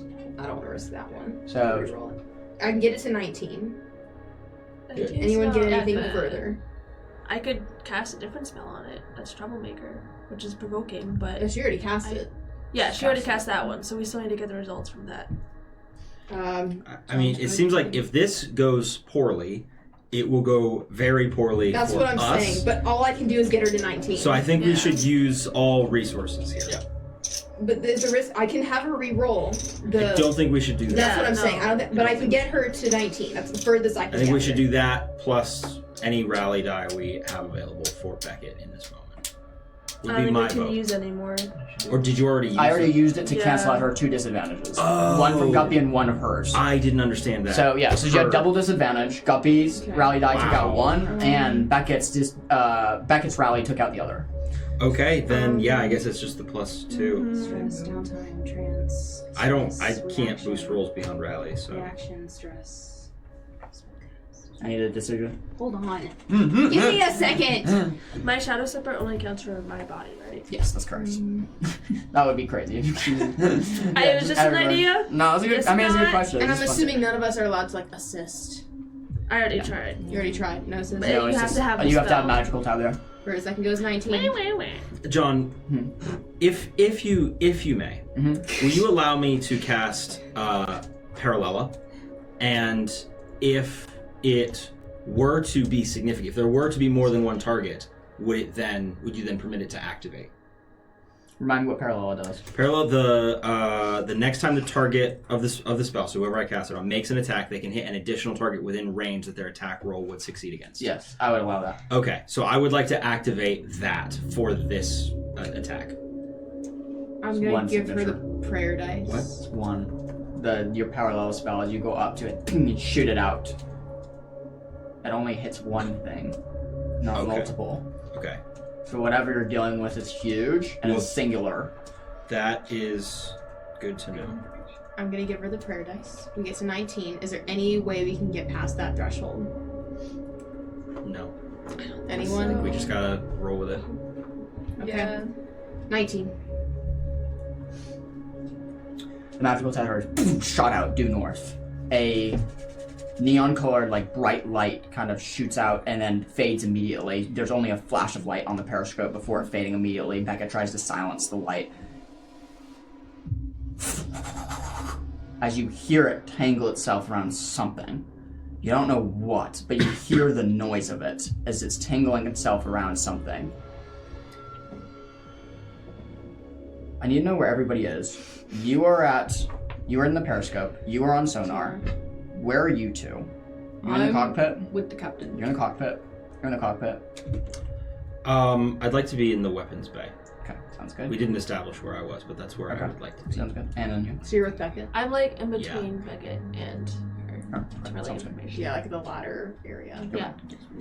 For my people who are in the cockpit, the thing that you see next is an enormous, long, what looks to be just tentacled with huge suction cups attached to every length of it as it just latches itself onto the cockpit.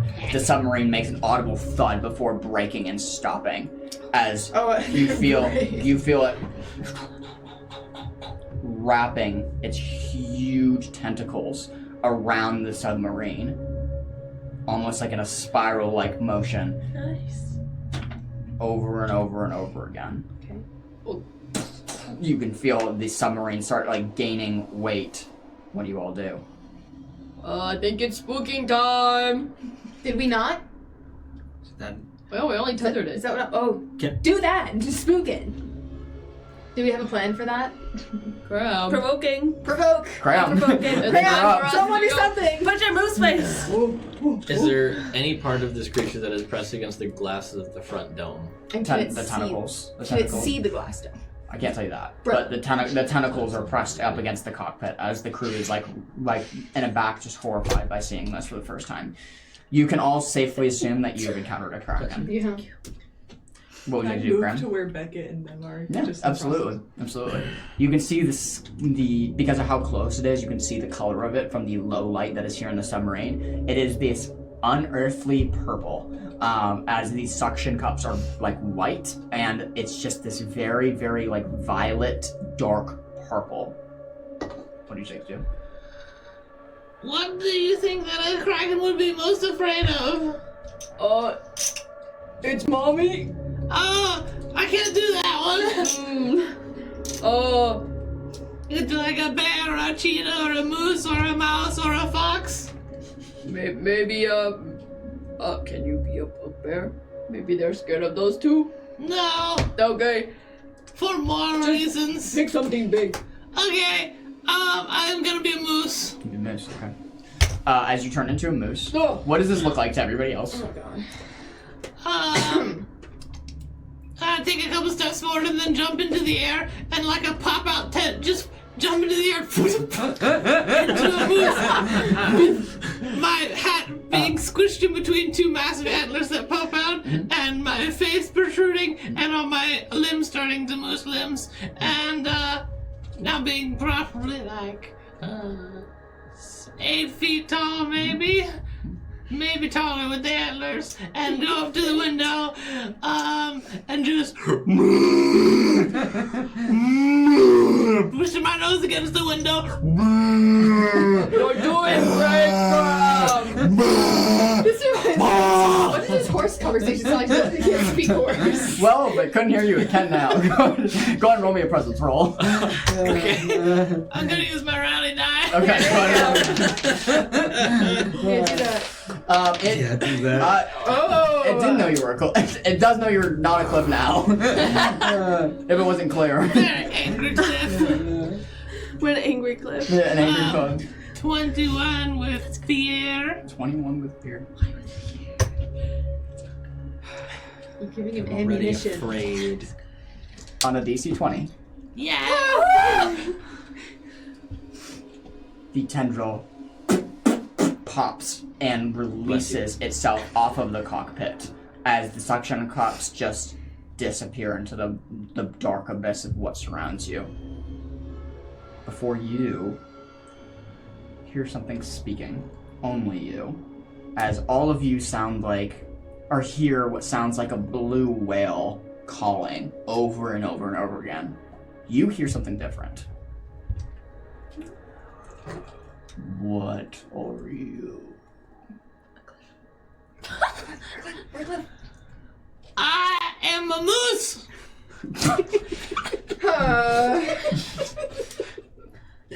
I want to start making new characters. You even start making it. I am going to TKO, eat you if you do not piss yourself right now.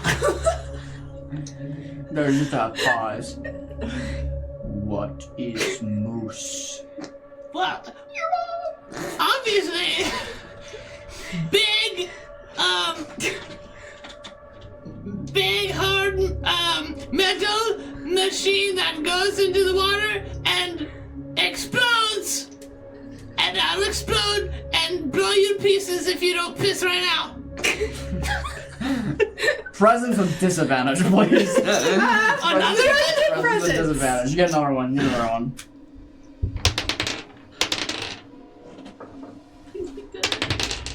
You know what, Greg? Just for you, I'll eliminate that disadvantage. There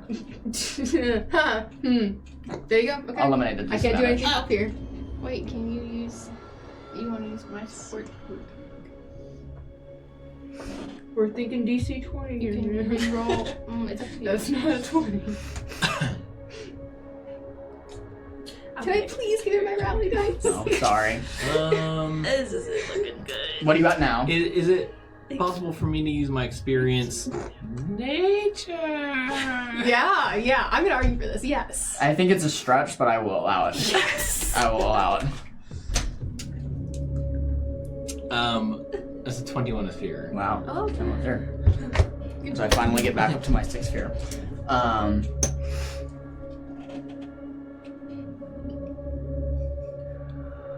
don't know what you are, but why are you here?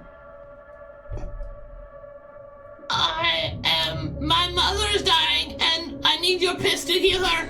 Don't need it to piss. We need to ink. There's a difference. I need you to ink. You first said piss and now you say ink. Sorry, I thought they were like the same thing. I thought just like that's how like your biology worked. And why? Why do I think that? Well, like mooses are very, very good at exploding, but not very smart. The tendril's back, kind of affixing itself to the cockpit. This time, I'm gonna spend 2 fear. There's a shift as you feel yourself descending more. Great. If I had a nickel for every time Graham stood before the party and talked to just a horrific, enormous creature. You want my ink to heal your dying mom? Yeah, have you ever heard of cancer? No. It's Who a, is that? it's a sickness that you get, and it makes your body eat itself. And so she has cancer, and if I need Kraken ink to make her not die from cancer, so you better watch yourself because if I'm very desperate, so I'll just explode and explode your body all over the walls. Don't make him presence that again. Okay. I think you're the one who should be desperate. As the tendril tightens its grip, the metal of the submarine starts popping and starts enclosing closer and closer, as some of the warnings that are quickly trying to shut off by the crew immediately eliminated off the screen of a whole pressurization as it's constricting the tendril around you. I've not seen what you are or who you are. I will commend your bravery. Nobody comes down here. How are you speaking to me? Who are you? I'm the great magical beast, the moose, who goes down to the deeps. Are you lonely? There's no one comes to visit you in your home. Lonely is one word. Hungry is a better word. Trust me, you do not want to eat me. You will probably also get cancer. As the grip just stationarily lays still on the sub. I'm gonna make a roll for it. It's a 20 on insight. You're a shapeshifter. Yeah, and I'm inside of this big moose, and it's gonna explode if you don't ink. But really, if you like being all like alone, if that's like your thing, then we'll just take your ink and go home. Sorry for like disturbing your trench. I want to see you. As the submarine slurches, like at a violent rate, as you feel yourself being pulled. Everybody like moves towards one side of the sub, being nearly knocked over, as you see this purple body just fly past the cockpit.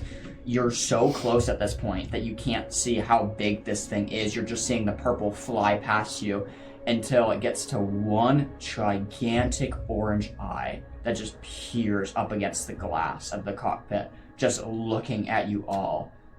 A canonically large Rodney blink of this huge eye as it nearly presses itself up against the broken glass of whatever lamprey attacked it. You have friends. Yeah, you don't, obviously.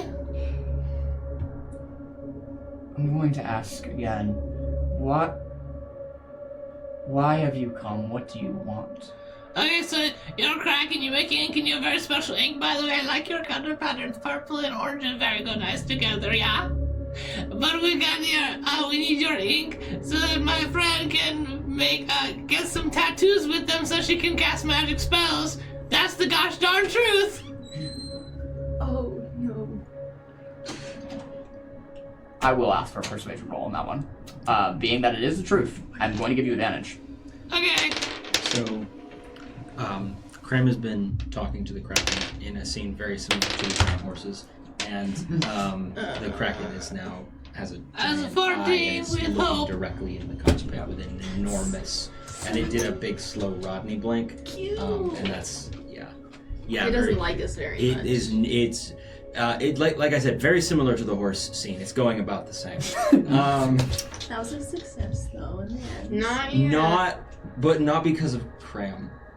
How'd it go? How we doing? 14? How'd we do? How about a trade, as you Tildarians would call it? I will give you what you seek, my ink that you so highly possess. In trade for a life, we have someone who is disposable. 3 disposables? 3 lives. Do they have to be Do alive? they have to be alive? You have to understand, I'm so hungry. There's not much Dead life guy? that festers down in the trench. Ah! Do they need to be like, what if they're like freshly killed? Is that okay? Freshly killed is preferable. Oh yeah? Okay. What about they're like 2 weeks old? That's less preferable. Okay, so we can just skip that one. But acceptable? It's acceptable. So we can do Guppy and guy I the killed, Sabaya and Maybe the captain. No. There's the guy who's Is already Kraken waterlogged. hearing this? Yeah, Cram's the only one hearing it. Yeah. Yeah, we can probably do that. Well, what about 2? We have 2 like fresh and ready to go. They're all seasoned and everything, so they'd be really nice and tasty. I don't know what you are. I don't know who you are. But you're curious. And the fact that you made it all the way down here must be some sort of miracle. So, 2 it is. As the tendril begins to release itself, the whole warning still flashing, as there's a lot of metal that's still bent in. Release them to me, and you shall have your ink. Only after you release them shall I. Why don't you do it at the same time? Like a 1, 2, go! I don't think so. The tendril pulls away into the ethereal darkness. Sonar is blank. Whatever's around you has just disappeared, as there's no tendril now in front of you. There's no eye on the cockpit. And Cram has just been talking to whatever the thing is outside, as everybody just stares towards you as they've not heard this conversation. I shapeshift, I go back to my normal body and slowly turn around, facing everyone looking at me, having mooed at the front window for like 3 minutes now.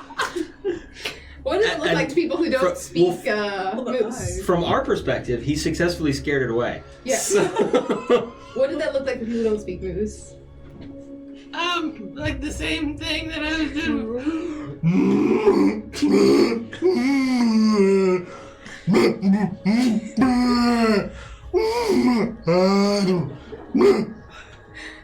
Okay. When I turn back around, thanks, Gray. Thanks, man. Well, so I it's not holding on to us anymore. I talked to it actually, we had a nice conversation. He's sort of lonely, but he said that if we give him 2 fresh bodies for him to eat, because he's sort of hungry, he needs a snack, that he'd give us the ink and we can go home. Can I hear this? I'm at the sonar. Can I? Oh yeah. He's like, Sonar's like built right next to the cockpit, so yeah, you can. So, do we have 2 bodies here? He said like, he likes them like really fresh. So, There's a zombie that we. The captain steps forward. We have the thing that you killed earlier, the zombie, and then we have the Samaya that With 2 killed a bodies. few hours ago. the thing is though, it's not very fresh. The zombie's been gone for like a couple weeks. Chloe, do you have any seasonings with you? Anything's gonna Will get it it not out of this accept trend. Do you have a a tablet? older I have body? a flower that could kill it. You do, but no, it couldn't kill it. But it's it's a numbing agent. Remember, it's a But psychotic. if you numb it, is it gonna ink? I'll see. I think I do have a traveler's pack. Let's see. If you have Wanderer's Pack, you definitely would have seasonings. Nomadic Pack. No? Okay. I have basic supplies. No. Some seasonings wouldn't be a You shouldn't be basic trying to deceive us. Captain? You have some salt and pepper. I also have 2 red-capped mushrooms. Rodney has some hot sauce. Oh my gosh, he does. 2-year-old hot sauce. Yeah. 2-year-old hot sauce. I have some hot sauce. The captain Yeah. looks towards you. Yes, my friend. Oh, do you have any seasonings? Bless you. Rations? anything? Rations, yes, but I don't think the beast would be interested in. It's just simple bread loaves and very simple snacks. But only things that would hold us over for a few days. So we would just So like salt and spice pepper. it up and put some hot sauce on it and then eject it out into the water so it can just munch away. I think attempting to deceive a Kraken would not bode well for us. What, are you volunteering? No, Oh, but I'm should saying I we need to think. volunteer? No, Oh, you should not. I was like the least valuable person in this party. I thought that it would be my place to do that. You are not the least valuable person in this party. Who is? We know the answer. Punched him real good earlier. Oh, Guppy. We can But just don't offer him. tell him that. Oh, is Guppy The around? captain steps forward and interrupting his notice. I will not be sacrificing one of the crew members to feed the beast. That was not part of our agreement. As Beckett steps forward, and he's starting to hear this tail end of this conversation. Okay, so best plan is salt, pepper, hot sauce, dump them, What is get this ink, game? and You did this. You put us here. I think so. okay, Tongo's gonna go down. Sure. He left the group. He's That's very an option. determined since this is the only option. Sure. He heads downstairs. Yep. He's strong enough to bring both of them back. Unfortunately, drags them back up. It's kind of stinky, but The stairs. Ding, ding, ding, ding. Up the stairs. back You in drop- the middle of the cockpit. Waterlogged zombie, and then the Smaya that was shot with the arrow. Can we collect some of the cephalopod bodies? Yeah. Just like get a handful. Yeah, definitely. Definitely with some scavenging. I won't even make you roll for it. You're able to find. I think you killed 4 or 5 in total, right? 1, 2, Well, we killed 3, like 4, 5. 5 For total. the sake of expediency, you found all 6. 5 of them. 6 total, because what's his face killed the one on Just like Guppy. an armful. Yeah. Yep. You find all 6 of them for the sake of expediency and rush them back. You've now created like a little loot pile of salt and pepper, food rations from what they have, the 2 bodies, and hot sauce. Better work. And is there anything else that I'm missing? Can you say a prayer to honor the bodies, please? I don't. This is dishonorable to send them off like this. Does the captain want to do that since it's his own crew, or do you want me to? I'm not a man of religion, so I'll have you do it. I don't have paradise, so I'm just gonna stand over the bodies. I'm gonna put my hands over them, and I'm going to pray something in Elvish and anoint the bodies. And send them on. All right. Okay. Where do we put them out, Captain? So She's that's the problem. The only way we're going to be able to send them out is through the spell tube. The spell tube's not big enough to fit a humanoid through it. Are you telling me we're gonna have to cut it out? If that's the way you want to do it, that's the only exit out. The only other way would be opening the hatch, which we would all die immediately. Unless somebody has some sort of magical ability to teleport it outside. How big is the tube? The tube is about, it's like a pharmacy, like drive-through pharmacy. I can do It's about that. that big. I could do that. Well, all yours then. Is there anything else anybody needs to do before you feed the beast? Cut him up! What up? Cut what up? The bodies? No. Well, your friend said he had a I could- teleportation to? spell. It's the only way to fit them through the tube. No, he can. Well, he said he. Yeah, he can teleport them. You can I was ignore saying, me. we're teleporting. Oh, Yeah, we're teleporting. I am going to teleport both bodies out about 50 feet. Arcane door. Yeah, arcane door. Yeah. Just so you know the nature of arcane door is when you open the door, Wawa. water's gonna rush in. It's just Oh, really? Oh. yeah, because it quick. it's a 2-way door, right? So whatever you open to the other side, it's going to plummet through. Now you can get them through in time. You're just gonna have to be quick. Yeah, it is a. Yeah. Okay. Yeah, you can Yeah. do it. I'm just Yeah. saying you're going to gain water in the process. So Can I assist too if we need to like?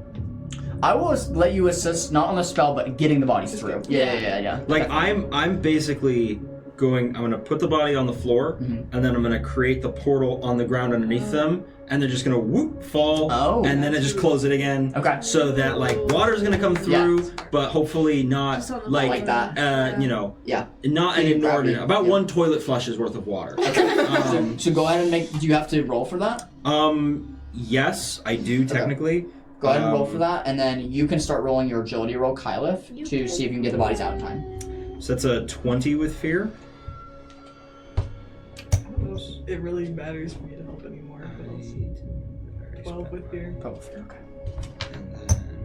As it opens, the door opens. As you see the dark abyss beneath it, just the ocean water, you quickly are helping him move the bodies quickly into the. It looks like just a hole because it's it's just down. As they just disappear into the water, and you close the door, a very, very, very minimal amount of water has entered into the sub. Technically, it's 2 rolls, and I crit on the second one. Wow! So The most unlike crit with a 25. with amazing speed. no water enters the sub whatsoever. As you slam the door, knowing the exact placement of the spell of what you need to do through it. Y'all wait as the bodies, you watch them just kind of float out into the darkness as you see them briefly in front of the cockpit and then just vanish. The sonar, ding, ding, ding, ding, ding, ding, ding, ding. The thing is back. As you would hear, because of how quiet it is, snapping of bones echoing through the water as several crunches are made before, like, several bubbles come up from the darkness. Yes. I'd like to ready an action if you'll allow. What is your action you're ready? I don't want to tell you. Is that okay? That is okay. All right. I'll allow it. Okay, thank you. The voice is back. No tendrils appear, but it's there on the sonar. Good. It feels so good to eat. And now, I will end up holding my end of the bargain. As suddenly, a tendril is kind of wrapped in front, and then, just from the darkness of below, this black ink-like substance floats through the water like oil separating water. It's very distinctual of what is the ink and what is the water. They don't blend together. They are completely separate beings. They don't mix. Considering like pouring gasoline in ocean, like that's what it looks like, as they're very much separated. As who is maneuvering the jar at this point in time to try to capture this ink? Beckett? I can roll for Beckett. Can I help her? It's a crit. Good job, Beckett. It is 2 10s. As she takes the jar with the arm and quickly in one foul swoop kind of caps it. So much to the point on a crit, I'm going to give her a second jar that is loaded up into the arm that she's able to and cap it again. As the claw is brought kind of closer to the body as 2 full jars of Kraken ink are now obtained. 1 more than you needed. You're ready to now make your ascent. Goodbye, Moose. Come back soon. Okay, we'll come back like next week. Is that alright? Next week. I would like that. Okay, great. I'll see you then. Bye bye now. He's lonely. As Oh well, it's the Rodar So sad. the Rodar spins up once more. The captain is giving commands among the deck to start ascending once more. For the sake of expediency, the rest of this journey of your ascent back up is going to be determined by 1 roll, which we're going to make after break. It's a natural one and we all die. You got the ink, which just implodes. Everyone gets the bends. Alright, we're going to take a break. We'll see you in a few minutes. Let me go back in. Break. So, as I just said to them on break, since the ascent is easier than the descent, you can, whoever's going to be the roller, let's say it's Alicia, you can roll 1d20, and if you get like a 5, you can spend all of your hope to reroll.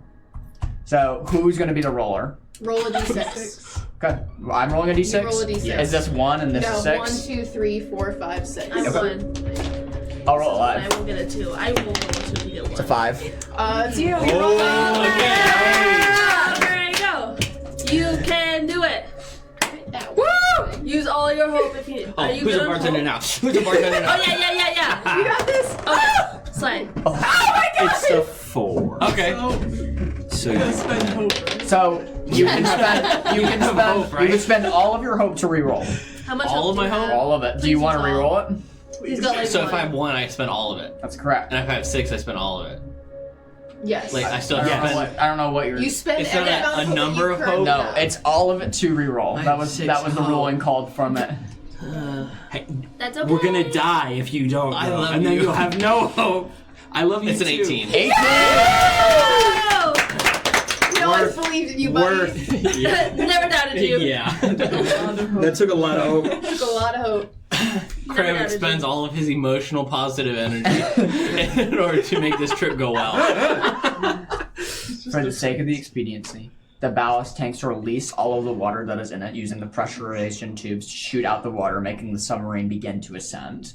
As it slowly comes into several zones as you enter into sunlight once again after several hours of Do we take submerging. any stress as we move? Good question.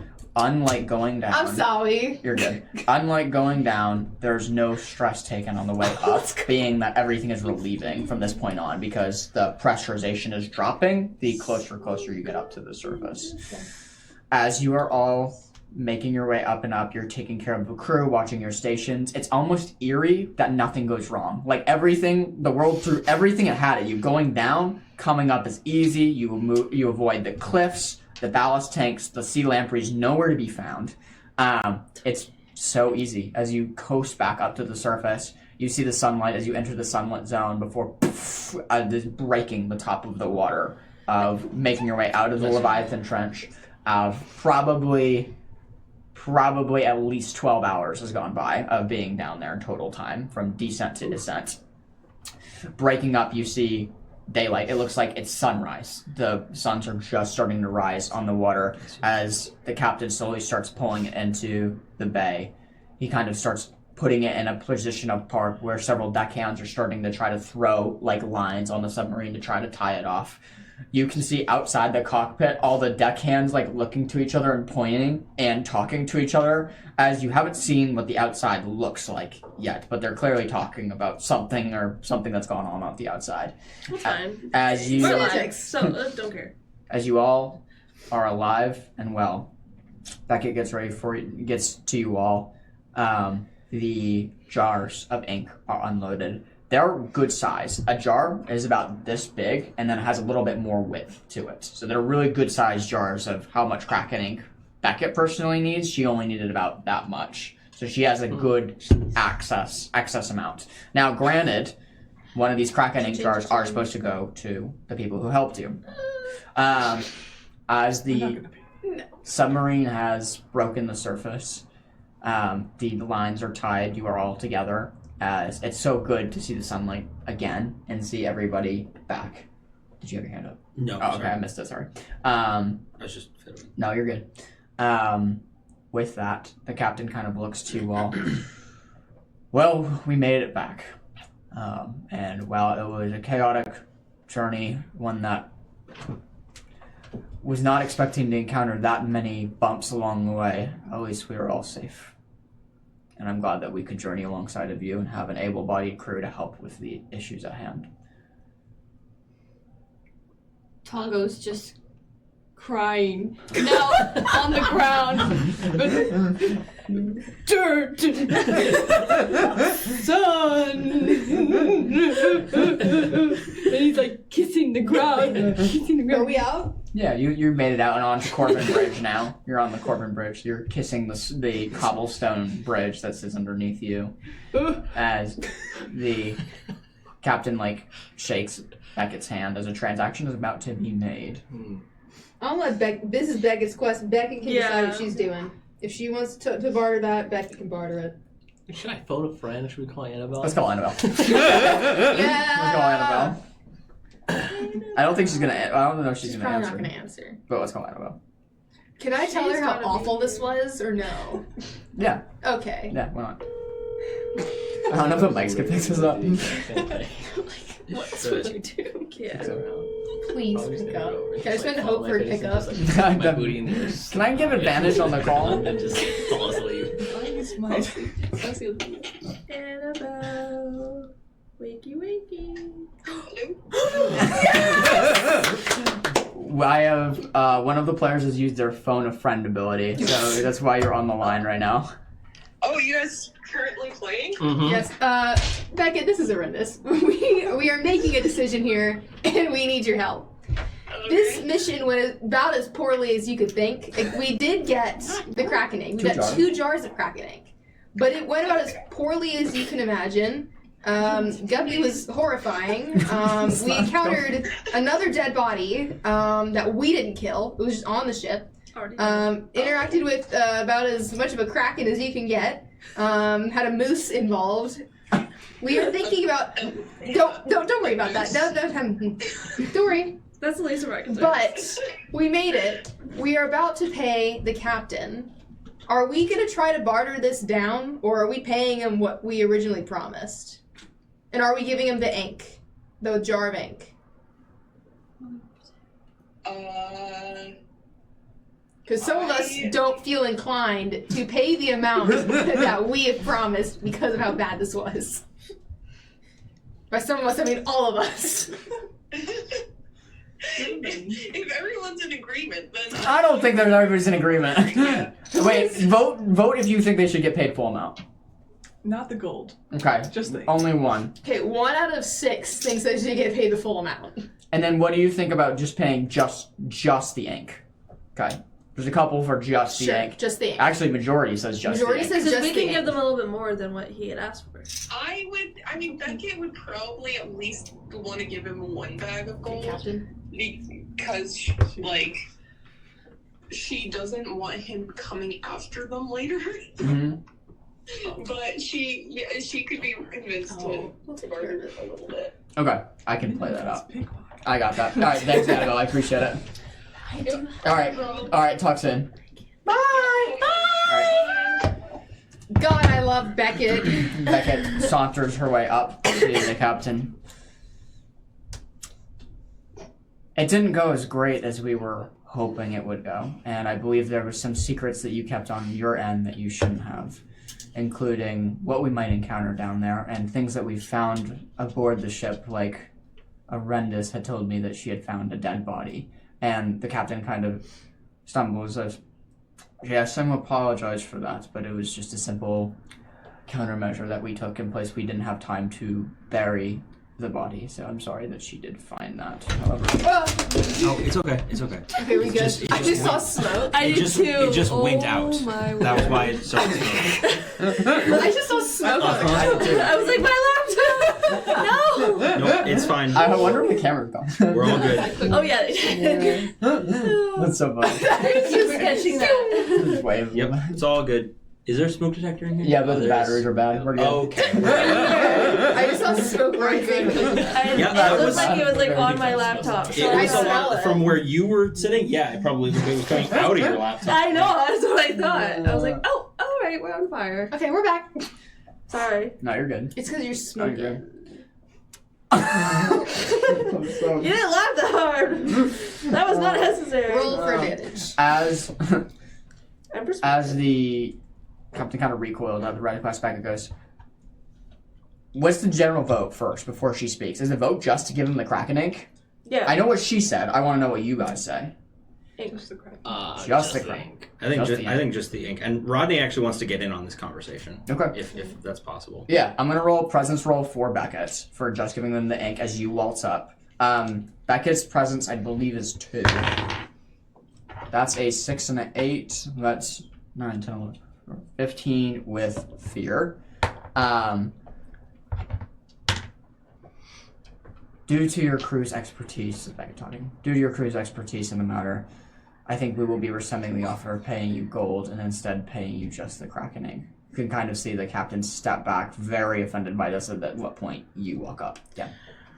Well, you see, Captain, if it weren't for our own actions, myself teleporting onto your ship in the middle of your voyage, your ship would be at the bottom of the ocean, and you would all be dead. So, frankly, the fact that we're willing to give you anything, you should take as grace. Can I make me a presence roll? Can I make me a presence roll? I will give you so- advantage because Beckett's right next to you. I will take that advantage. I am also going to use a feature, and I'm going to add a D4 to that. So we're going to do a presence roll with advantage, and that Oh my god. that is going to be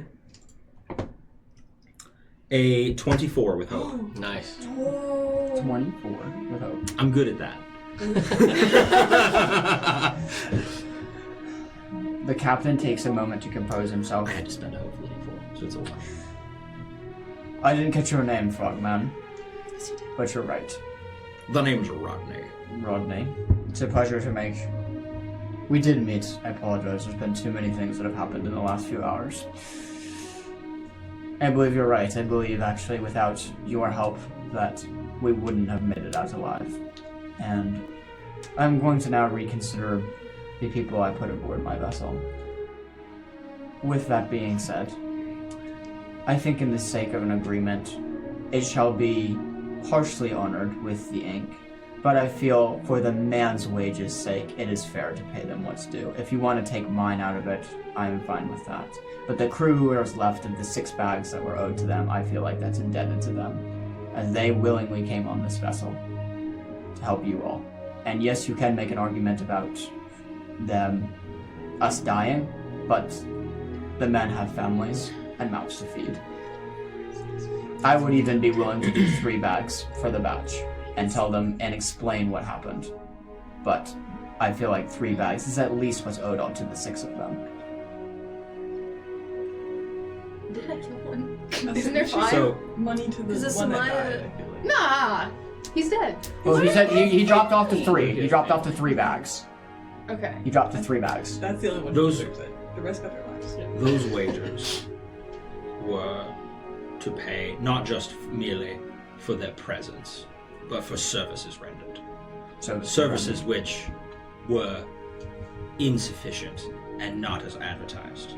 I would say some were, but some were very proficient, simply like the ones that I've heard of, fixing the engine room and going with you and fighting. Now, then again, you can make arguments regarding my fish companion who was on sonar, but other than that, I believe some were sufficient enough at their task, and hence why half the price. What was the name of the guy who got killed, the man who got shot in the head? No one got shot in the head. Smile. Is this the smile you're talking about? Okay. Does he know that I shot him? No, he just came back dead. He would assume that somebody shot him, trying to kill the squid. Calm down. But he doesn't know it was you.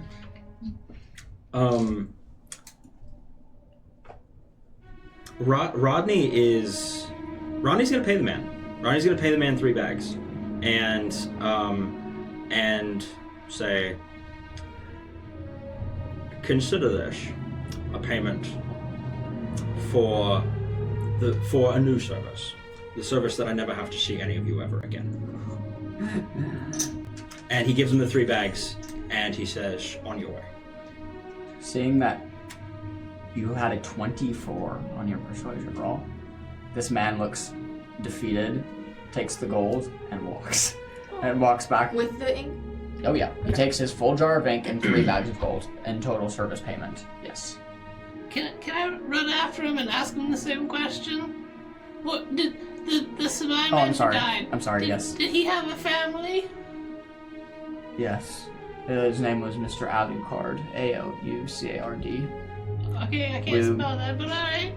We will take visitation to his family very soon and explain what happened. How many children did he have? I'm not sure, but I know he did have a wife at home. I see. I'm gonna pull out my notebook and I'm gonna sketch real fast. I'm gonna use my experience. I sketch for you to. I don't have any hope. Never mind. Wait, hold on. Wait, someone can give you hope. Hold on. Surely I can give you I can give you hope, actually. Can you? Hope is not transferable. No, I do have a spell that can transfer. You can spend a hope to help. Actually. Okay. You have I can't help you, sorry. You have hope to if you have a spell. Ahem. Jeez, holy. That was really bad. Fly by your foot. Hearthborn? Hearthborn? Okay. Here. Once per long rest, you can spend any number of hope to give to an ally the same number of hope. Okay. How much hope do you need, sire? Just one. I give 1 hope. Okay. There you go. I'm spending it. I'm gonna add a sketch for you. That is my experience, and I'm gonna draw a. I'm gonna sketch what he would have looked like when he was alive and smiling as like a little portrait, and then tear it off and then go over to the captain and give him a hug and place and tell him I'm gonna put this in your pocket. Please give it to his wife so she remember what he looks like. And as I do, I'll tuck it in there and I'm gonna try to steal the the ink out of his bag. No. Go ahead and make me an instinct check. Or no, finesse. Can I see that? Does anyone want to help me? Can I? Before you decide if you're doing this, I don't think any of us can help you. Well, Wait, why not? You weren't over by him, but if you want to try to distract the captain, I mean, we're I'd looking say at them. minimum. you can try to distract the captain while he does it. So I'm not. No. Okay. I will allow advantage on that. All of you would definitely say this. Go ahead and spend a hope to cast your advantage. Go ahead and roll your finesse. Okay, I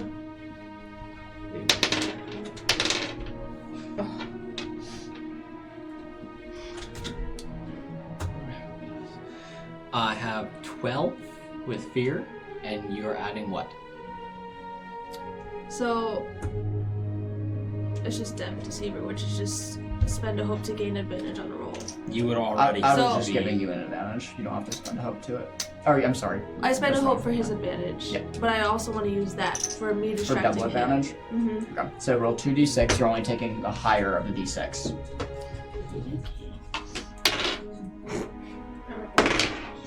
What was your higher d6? They're both the same. What were they? One. What was your roll? So, Use minimum. well, now it's Sounds 13 I don't know. with fear. Oops. Oops. I'm walking away. John, Roll's already been cast. Sorry. I'm sorry. As you try to reach down into this man's pockets, as he first embraces you in a hug, as you try to reach in to grab the ink, and one foul swoop, a hand grabs around your neck and brings you up to his face as he's seemingly caught you red-handed as you're trying to grab at the ink in his pocket, grabbing something like pocket lint as he's taking you up in a chokehold. He chokes you up for a minute. Go ahead and make me a straight 1d20 roll as he's holding you in a choke. 16. He drops you out of the choke, dropping down. You deal 5 points of damage from this. He looks back towards you. Consider this final payment of me never wanting to see you again, and kicks Cram kind of over to you. Unnecessary. Oh, my ribs! Oh God! You do not have the ink as this man begins to walk back into the lumen. Do you want to do anything? Okay. 5 points of damage. You do not have the ink. He moves back into the lumen. Becca has her ink. Yeah, no. Becca doesn't have her ink. He was trying to steal his ink, which he definitely still has. Yeah. No, Becca still has hers. Okay. As you stand there on the dock of Corvin Bridge and recount all the adventures that you just had in the last 12 hours, you are all so exhausted and are much needed for a long rest and some due time to catch up with one another. Where I turn the ball over to you. We're on the bridge. You're on the bridge. You're on Corvin Bridge. Clove is going to kind of awkwardly fix her dress, rock on her heels, and be like, "Well, anyway, I like the sunshine and fresh air, but I'm also really tired and would like to go to sleep." Yes. Is Ravensloft the closest? Ravensloft would be the closest city. It's definitely the closest city. It's really huge. It's one of the largest cities in Eldoria. Behind that would be Starfall. Starfall would also be very close, being that you came across the Fallen Sky Peaks getting here. So both of them actually, from where you are, pretty... Before I speak, let me just pull up the map, but I'm pretty sure they're pretty equivalent in distance from Corvin Bridge. Further. It depends where we are on the bridge, I suppose. You're about midway. Okay, then yeah, Ravensloft is closer. So... No, I do. It would be... Yep, it would be Ravensloft is the closest, however, Starfall's not that far away at all. Like days travel? You can get, with you all picking up in speed, you can get there probably in 3/4 of a day. Almost 1 day. I don't want to do that. No. I think we should find an inn in Ravensloft.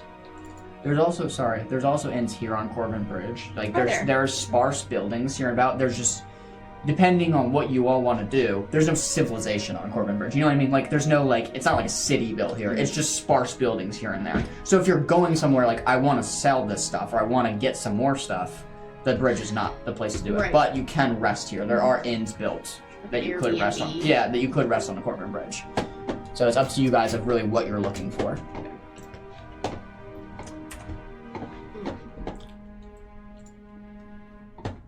I mean, I think Rodney has his eyes peeled for a tavern. Sure. Like where someplace We're where drinking. we can eat, we can drink, and we can spend the night all in one. Yeah, that'd be nice. That would be the preference. Could we find that on the bridge or Definitely. Raven's Law? Definitely. You can find it on the bridge. As you have your mindset on one thing of rest, food, and camaraderie. You kind of walk around camaraderie. Kind of walk on the bridge. You quickly find the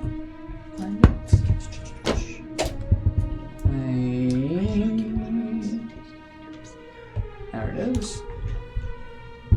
The Hollowed Tankard, which is has a tavern and inn both fixed to it. It is smaller on the there's a big sign hanging from the doorway with this like overflowing ale coming from a cup.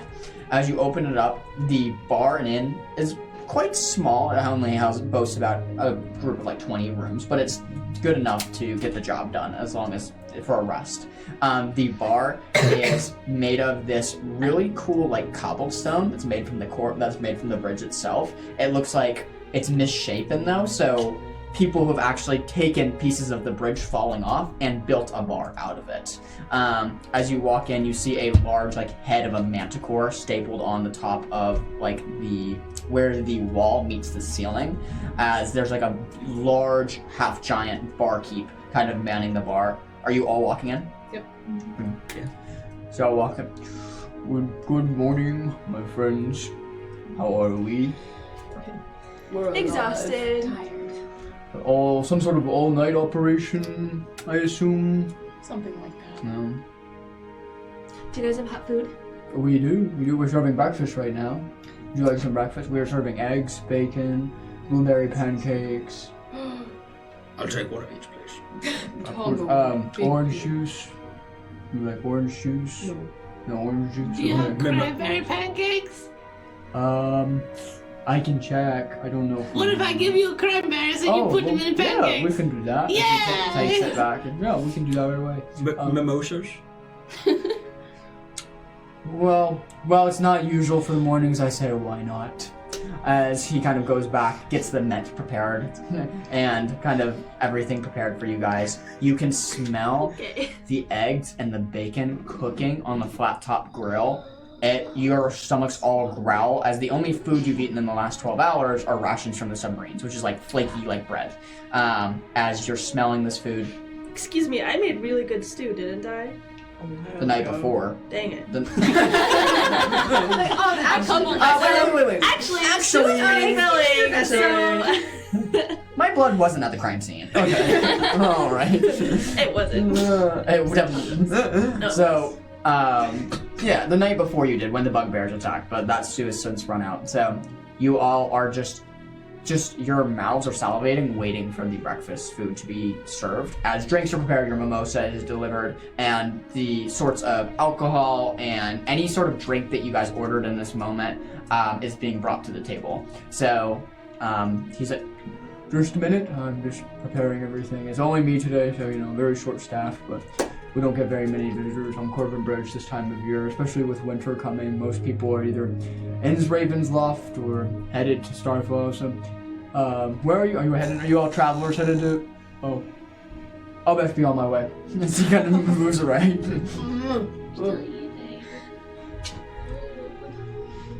Tongo's so tired. Oh, Tongo just can't keep his eyes open anymore. He just puts his head down on the bar with his plate of hot steaming pancakes next to him. It's just full out.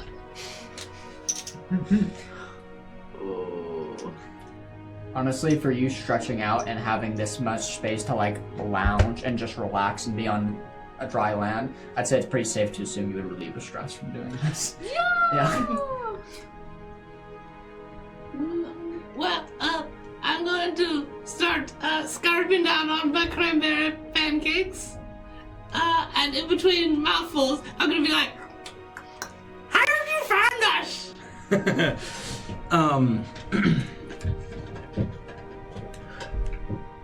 Well, you see, Cranberry, that when Oh, that was awful sound.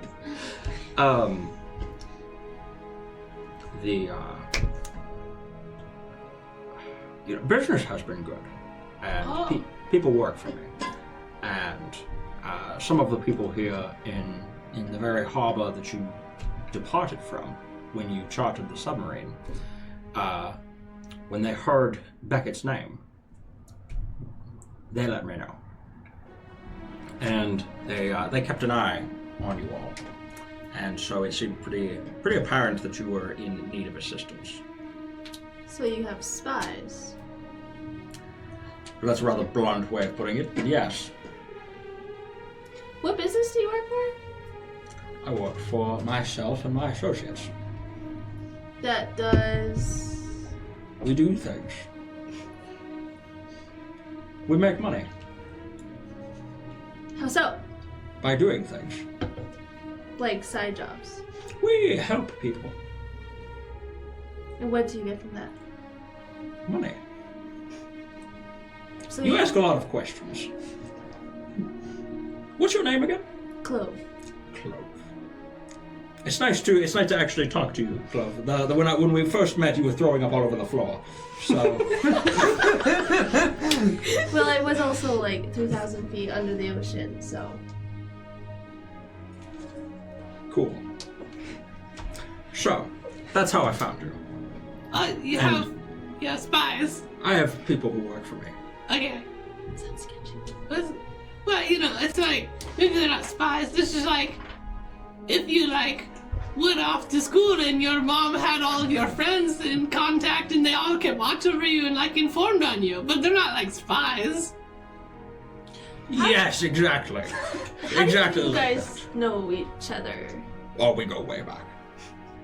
Oh yeah, so for you guys who don't know Rodney, we did we had a job 2 years ago, and it turned out really well. We were looking for a hidden artifact, and we found the artifact, and that was it.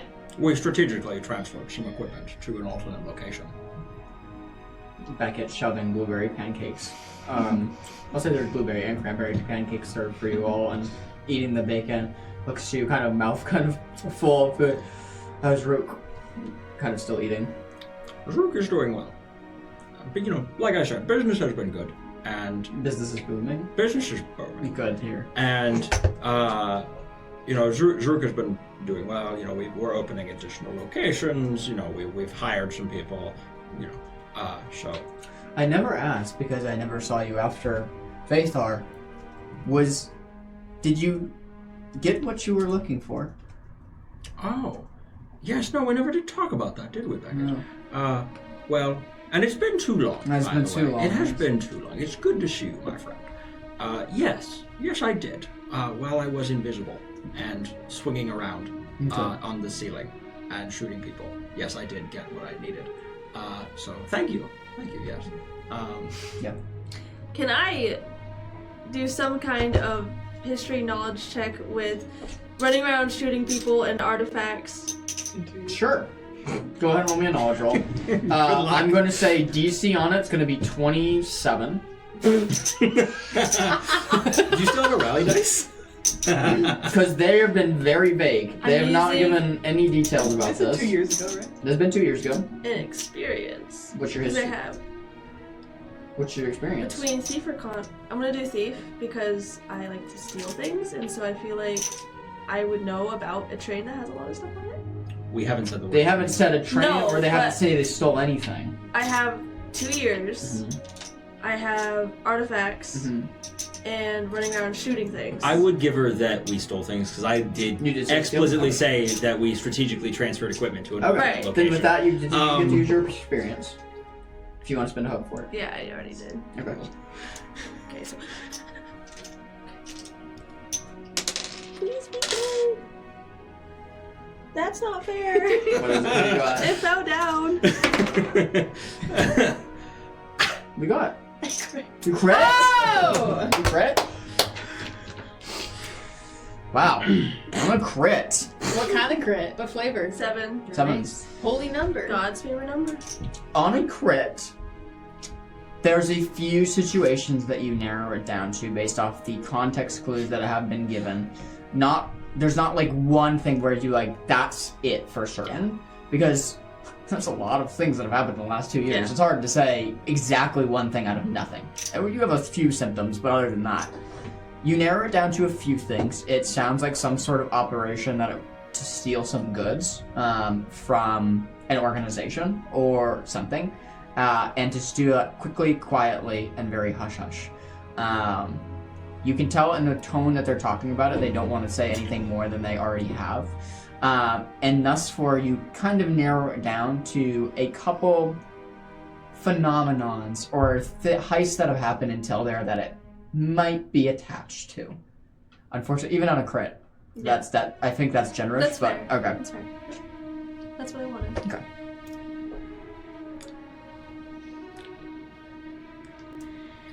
Tongo kind of stretches, starts digging into his pancakes, and kind of looks over at you, wherever you are. You at the bar Yeah. with us? Okay. And it's like, oh, Kai, ever been on a boat like that before? Never one that goes underwater. You kept nerve. Ever scared? You kept nerve? You kept your nerve. I was more stressed than I'd like to admit. What were you thinking about when we started going deep?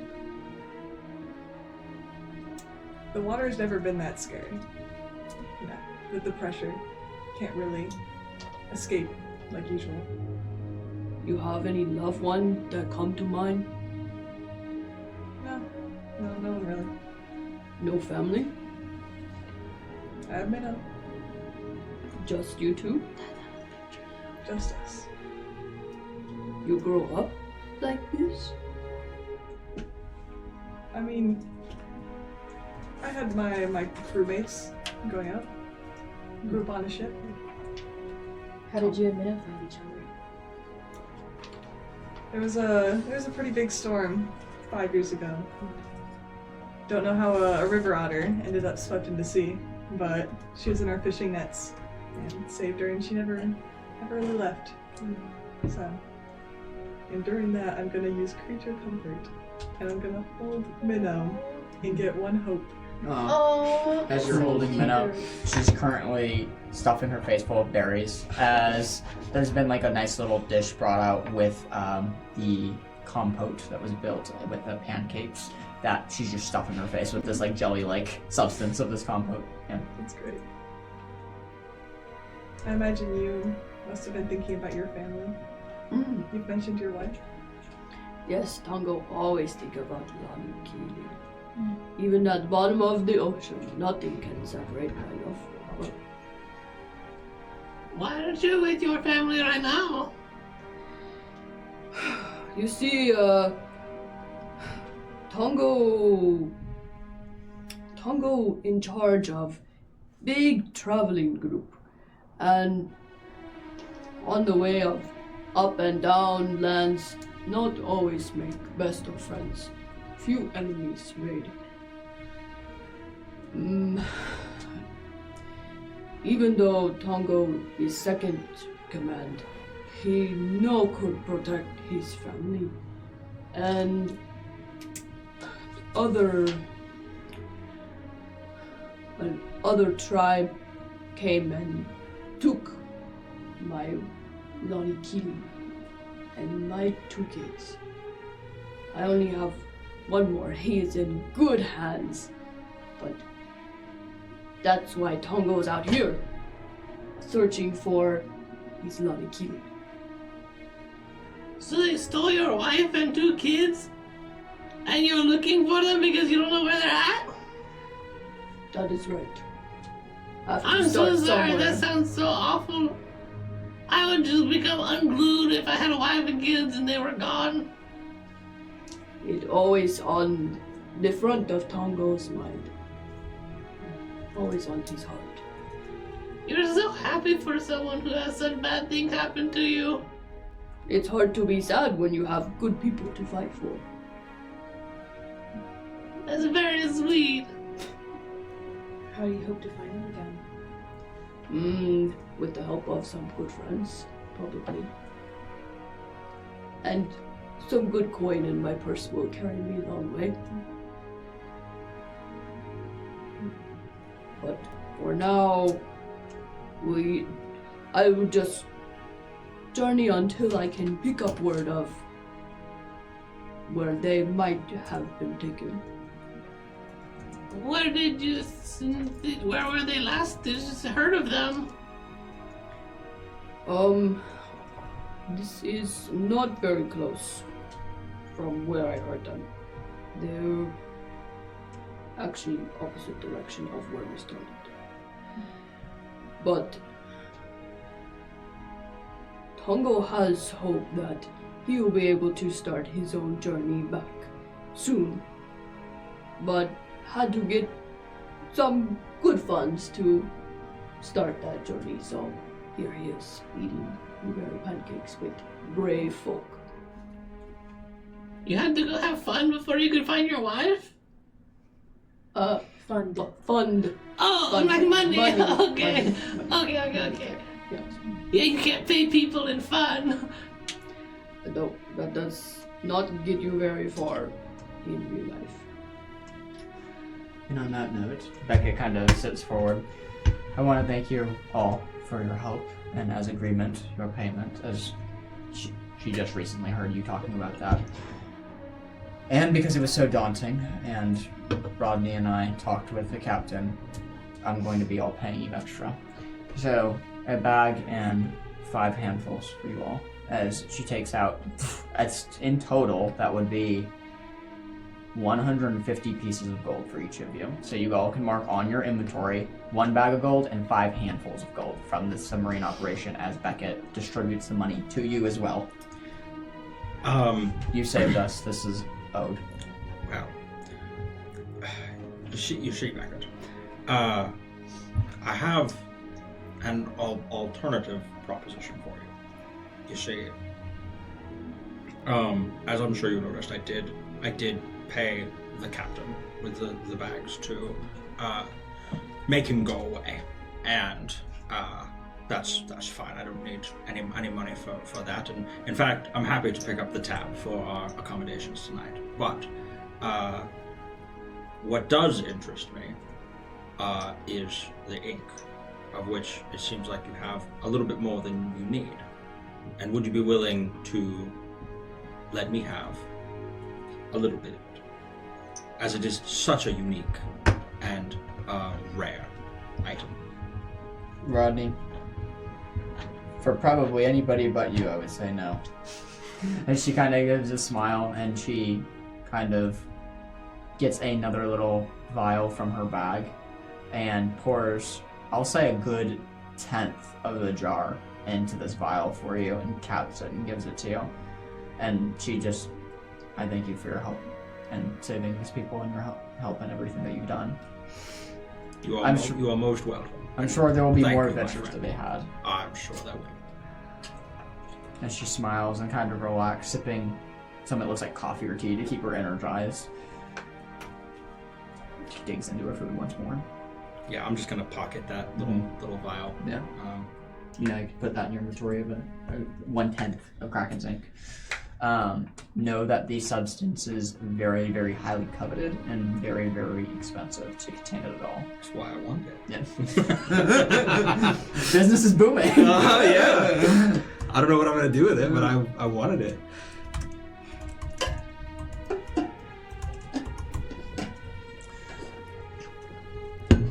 I'm gonna, having finished my food, look over the table and ask, are your ears feeling okay? My ears still feel a little bit slimy from having tentacles shoved in them. Yeah, mine.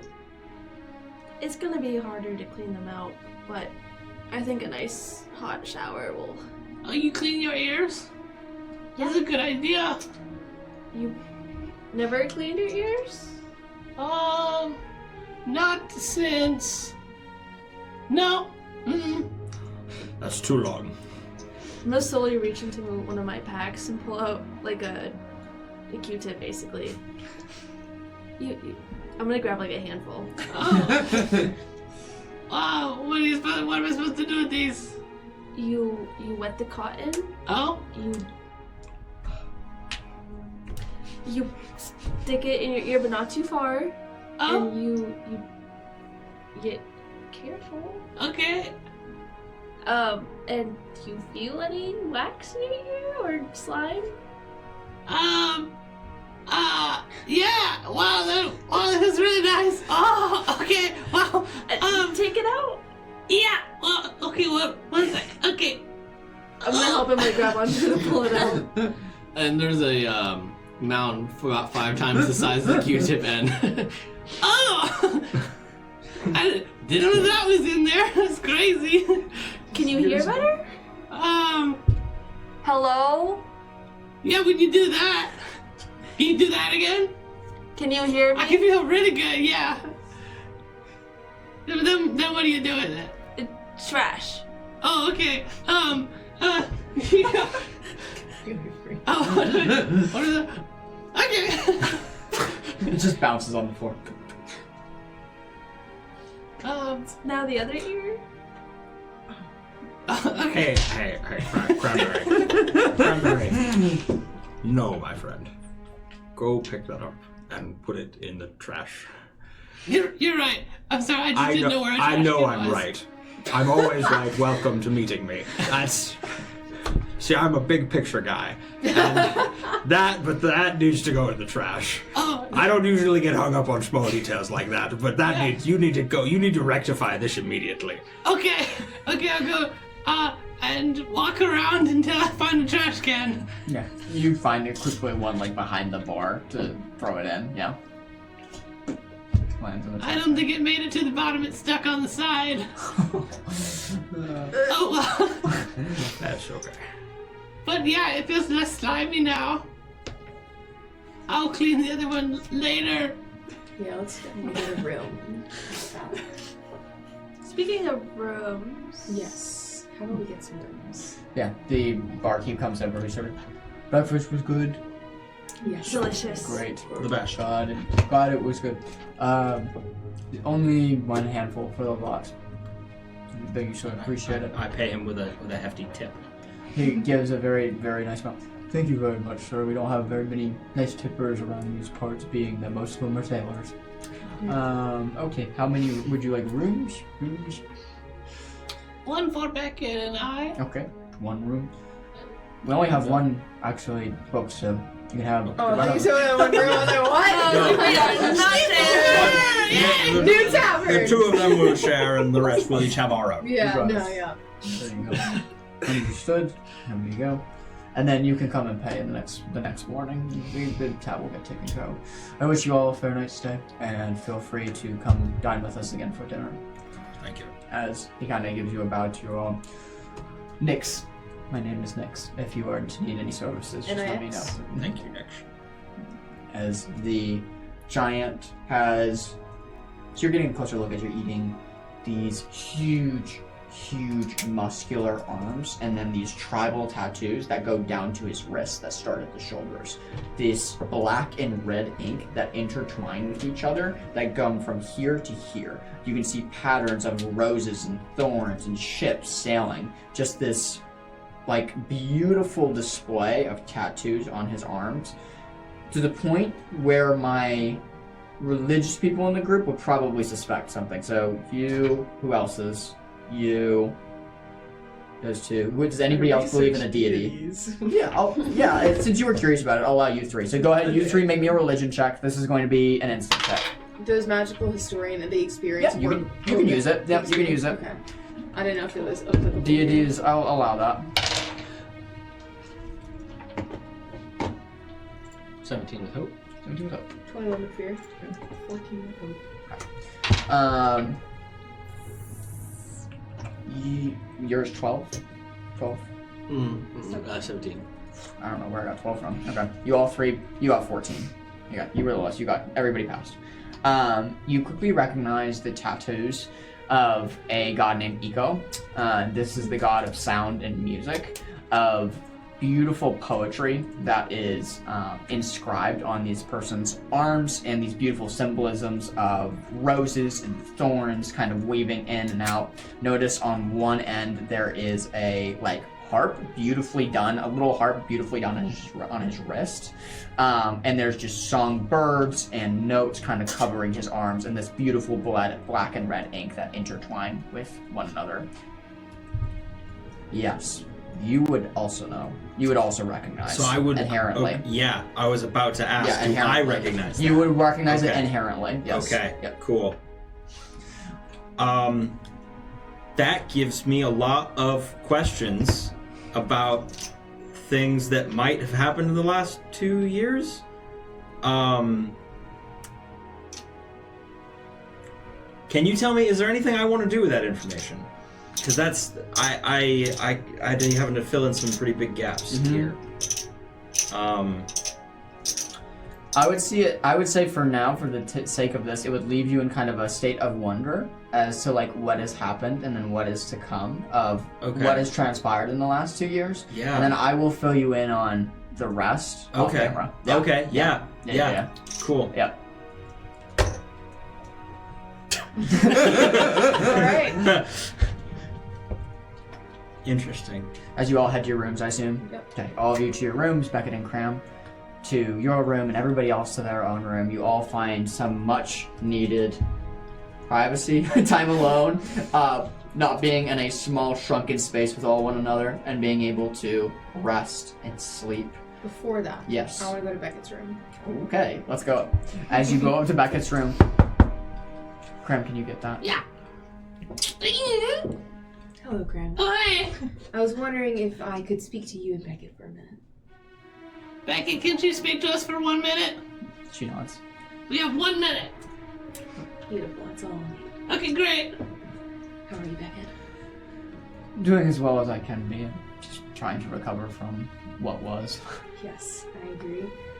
It's no secret from you saw it happen. While you were fighting Clove, the schedule dropped, and you saw me grab it. She kind of leans back in the chair, takes an exhale. Her eyes try to stay on focus, but you can see she's so tired. Yes, I did see that. I'm gonna grab the schedule. I'm gonna hand it to Cram. I believe this belongs to you. Oh, this is my color-coded itinerary. You can see Beckett's eyes go wide. You would do that for him? I told him at the beginning of all of this that I don't like people who do injustice to others. If I found the schedule, it's his. That's very noble of you. It's very, very noble of you. It does leave us with a question, though, as to why Clove had it and lied to us this entire time. Indeed. I'm wondering if a conversation isn't warranted between us and her, as she was dishonest about it. At this point, I assume she knows it's gone, but not who has it, so I would keep a very close eye on that schedule. Cram, I can take it if you want and put it in the magical pouch that I was storing everybody's gold probably in. a lot safer. Yeah. As she drops in the magical pouch, you notice Arendes. She has a small bag of holding that you are noticing for the first time. This is where she was keeping all of those bags of gold for you for this long, that you just didn't know where they were coming from, and upon closer inspection, Beckett has a small bag of holding to secure safe positions. As she drops the schedule of the Duchess into it. I thank you for your forthcomingness in this. I know a lot of people from my past that would have just kept it and not said anything. What was there mine to take? You're noble. So Clove had the schedule and you took it from her? While in combat at the submarine, Clove dropped it, and I picked it up. Why did she have it? We don't know. But someone stole it. So did she steal it, or did she steal it from someone who stole it? I'm gonna assume she stole it. Should I go talk to her about that? Because that's not very truthful. It's not truthful, but I think we should wait for a good opportunity for us to confront her about it. Not now. She's going through a lot right now, and so are we all. We're all very, very tired. I'd say today is not the day, but soon. Maybe after she gets a hot bath, and then we can have dinner or something. I suspected that she had something from the auction. I just didn't know what it was. So yes, this doesn't leave this room, and we shall talk about it soon with her. Agreed. I really respect you for being so honest. That's very nice to give me my thing back. I appreciate you, my friend. I don't know if I've said this to you before. Actually, I think I did, but I'll always tell you the truth as long as you tell me the truth. And then if you don't, then I'll have a direct conversation with you to confront you about the lie that you told me if you tell me a lie. And then if you shape up, then we're okay. But then if you lie again, then I never speak to you again. Is that right? Let's go to bed. she looks to you, just having not enough energy to answer. She looks at you before leaving. Thank you. Absolutely. As she begins to rest, just taking the schedule out and looking at it for herself. It's a pretty powerful artifact you found yourself here, Crown. I don't even know what it is. Well, from what they told us at the auction, it was a lost schedule of a treasure galleon, but looking here, it's all written in a magical language I don't even understand, and it's moving. All the glyphs are moving, and they're transpiring, and they're shuffling. It's just like a large puzzle. Well, She shows it to you, and you see the same thing she does, of just a bunch of magical blue symbols shifting, moving. They're there for 1 second, then it shifts into another one. It just seems so impossible to tell what this enigma is. that seems less useful than I thought it was going to be. But do you think that it would be decipherable? Could you decipher it? I could try, but I haven't attempted something like this before, so it would probably take me a very long time. Either that, or we could try to find somebody who could. Okay. Maybe you could work on it when we're taking breaks and stuff.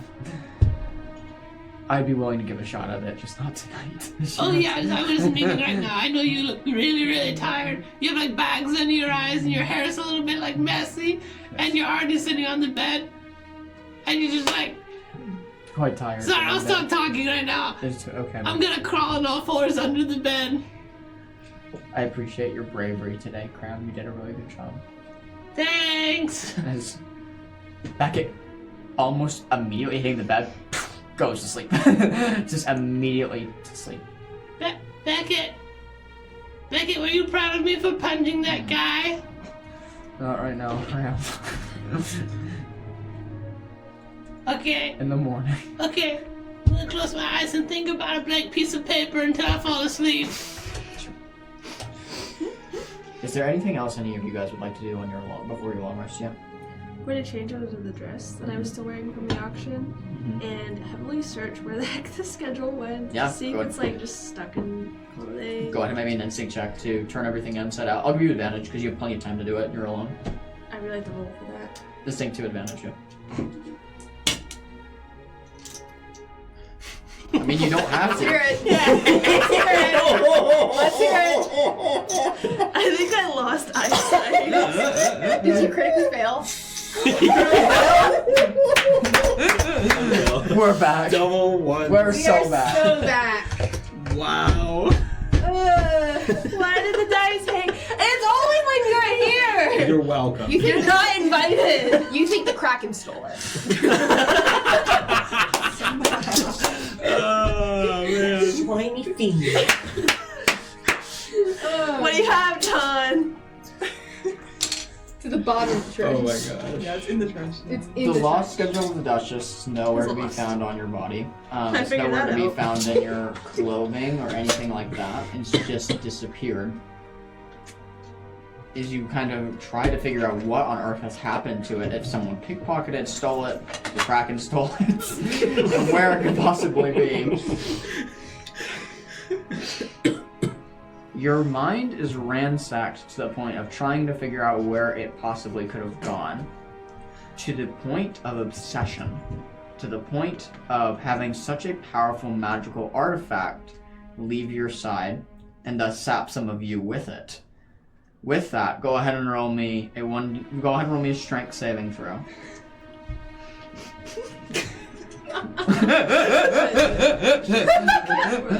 Literally. Go ahead and roll me a strength saving throw. As I'm done. I hate this this. is, you are being assaulted by the memory of trying to figure out where it was lost. I really hate this game. I love Wyatt being here. I called it since like 2 p.m. today, like in the group chat. It's all your fault.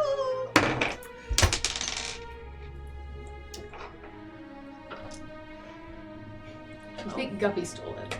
12. You're able to dismiss the idea that while you're not sure where it is, you're able to loose the idea off of your brain, being that it's just weighing too much space right now. Perhaps another idea will come in the morning, but nothing as of right now. Oh, shucks. Good night. You go to bed. Is there any other long rests people that want to do anything before a long rest? Yeah. I would like to change into my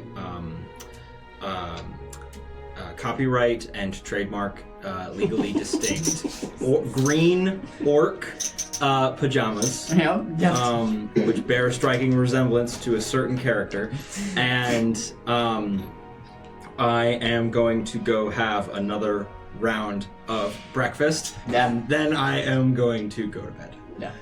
As you're down in breakfast, you're eating and just recounting everything that happened in the submarine, where someone enters the bar that you recognize. It's one of your spies. As they enter the bar and come up to you, kind of very sheepishly, Mr. Rodney, sir. You can see there's a taller rat folk, kind of an eye patch over his eye. Oh, scratch that. No, sorry. This is a turtle with an eye patch over his eye. One that you recognize to be on the submarine. As he comes up to you, "Oh, Mr. Rodney, sir. We heard of everything that happened to the submarine. We were just wondering of what your next assignment was. Should we continue trailing this group?"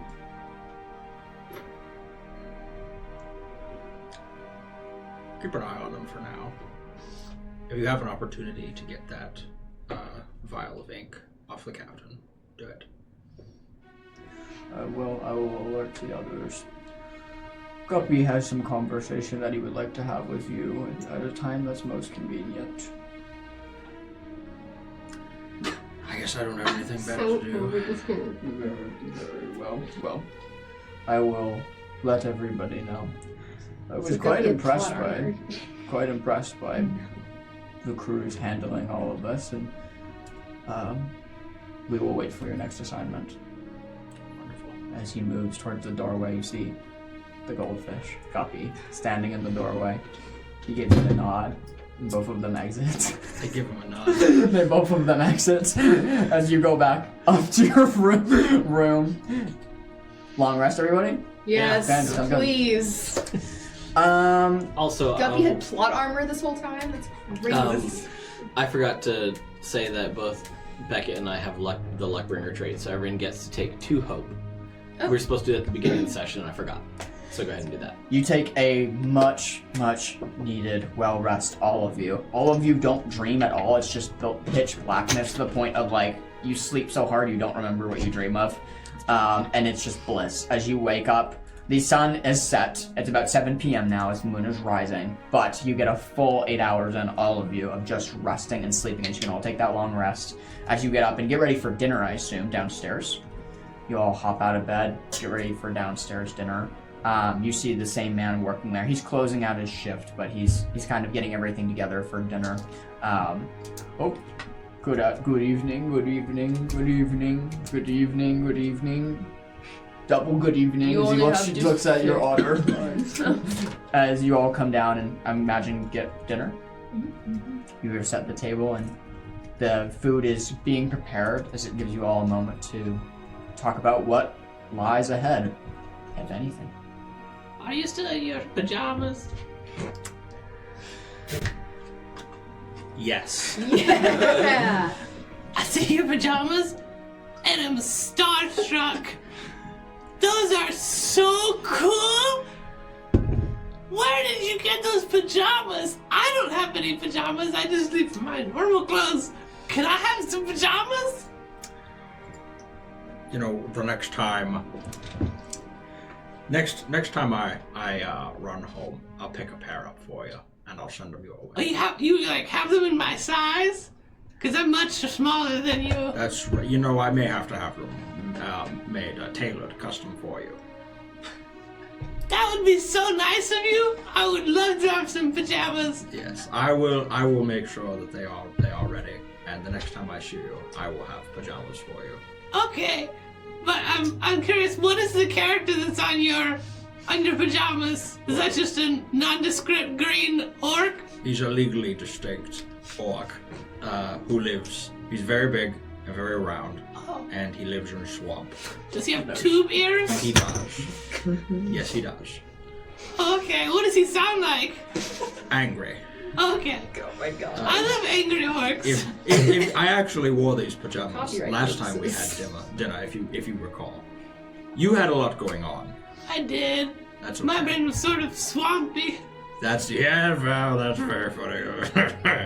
Yes, well, yes. No, I will do my best to get you a set of pajamas, Okay. Cranberry, and to bring them to you the next time I see you. Okay, I'll make sure to get into a lot of trouble, so you have to come sooner. Oh goodness, don't do that, Cranberry. I was mostly joking, but it might happen. It's hard to tell with you sometimes. Very good. I was also wondering. Sorry, I wasn't trying to interrupt. Kenneth, sorry. When we were fighting those bugbears, Beckett told me afterwards that one of them talked to you, and I was wondering what he said because I think that was the one that I knew, right? It's actually something I wanted to bring up. I don't know what the plan is with our group parting ways. I would love to help Tongo find his wife, but first, the bears talked about attacking your home, I assume, during winter. So if we can help in any way, I'd offer that. You don't even know my family, though. I know family's important. And you've proven to be a capable and trustworthy fellow. Did you hear that, Vegas? You called me capable. She smiles. That's the first time anyone's ever called me capable in my life. You're growing, Crown. Crown. After we defeated the bugbears, I took a note from one of them. Oh, okay. The note contained a plea deal between Shiguk and Eldoria. What does that mean? I'm gonna hand you the note. Basically, it entails some sort of ceasefire desire from Shiguk. Beckett looks to you. We were encountered by bugbears a few nights ago. We were on the road from Eldoria to make our way here to Cordon Bush to get on the submarine when suddenly we were ambushed in the middle of the night. But I thought we were traveling on a popular road when I guess we were not because it's gone long abandoned now. And we were ambushed by bugbears in the middle of the night. I'm so sorry to hear that. I'm glad you're okay. We're all okay. However, they came with a message for Crown. Yeah, they said they're gonna eat my parents. Well, if they told you they're going to, it means it hasn't happened yet. Yes. That's good. Yeah.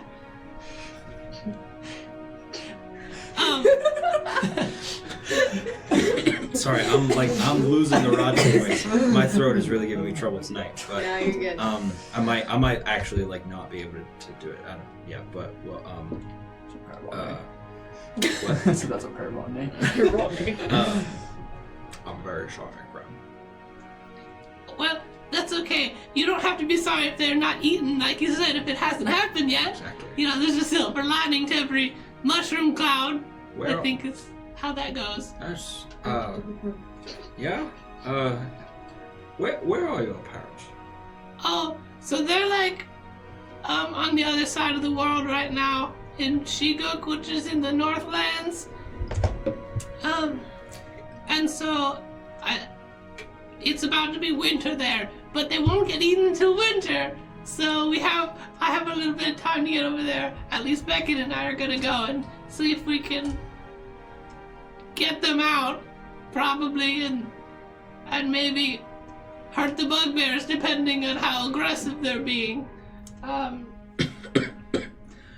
Well, from what I've seen, Graham, it seems like you are far steadier in a fight than you were the last time I saw you.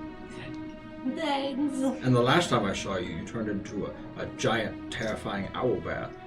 So, that's not nothing. Well, it's funny that you bring that up.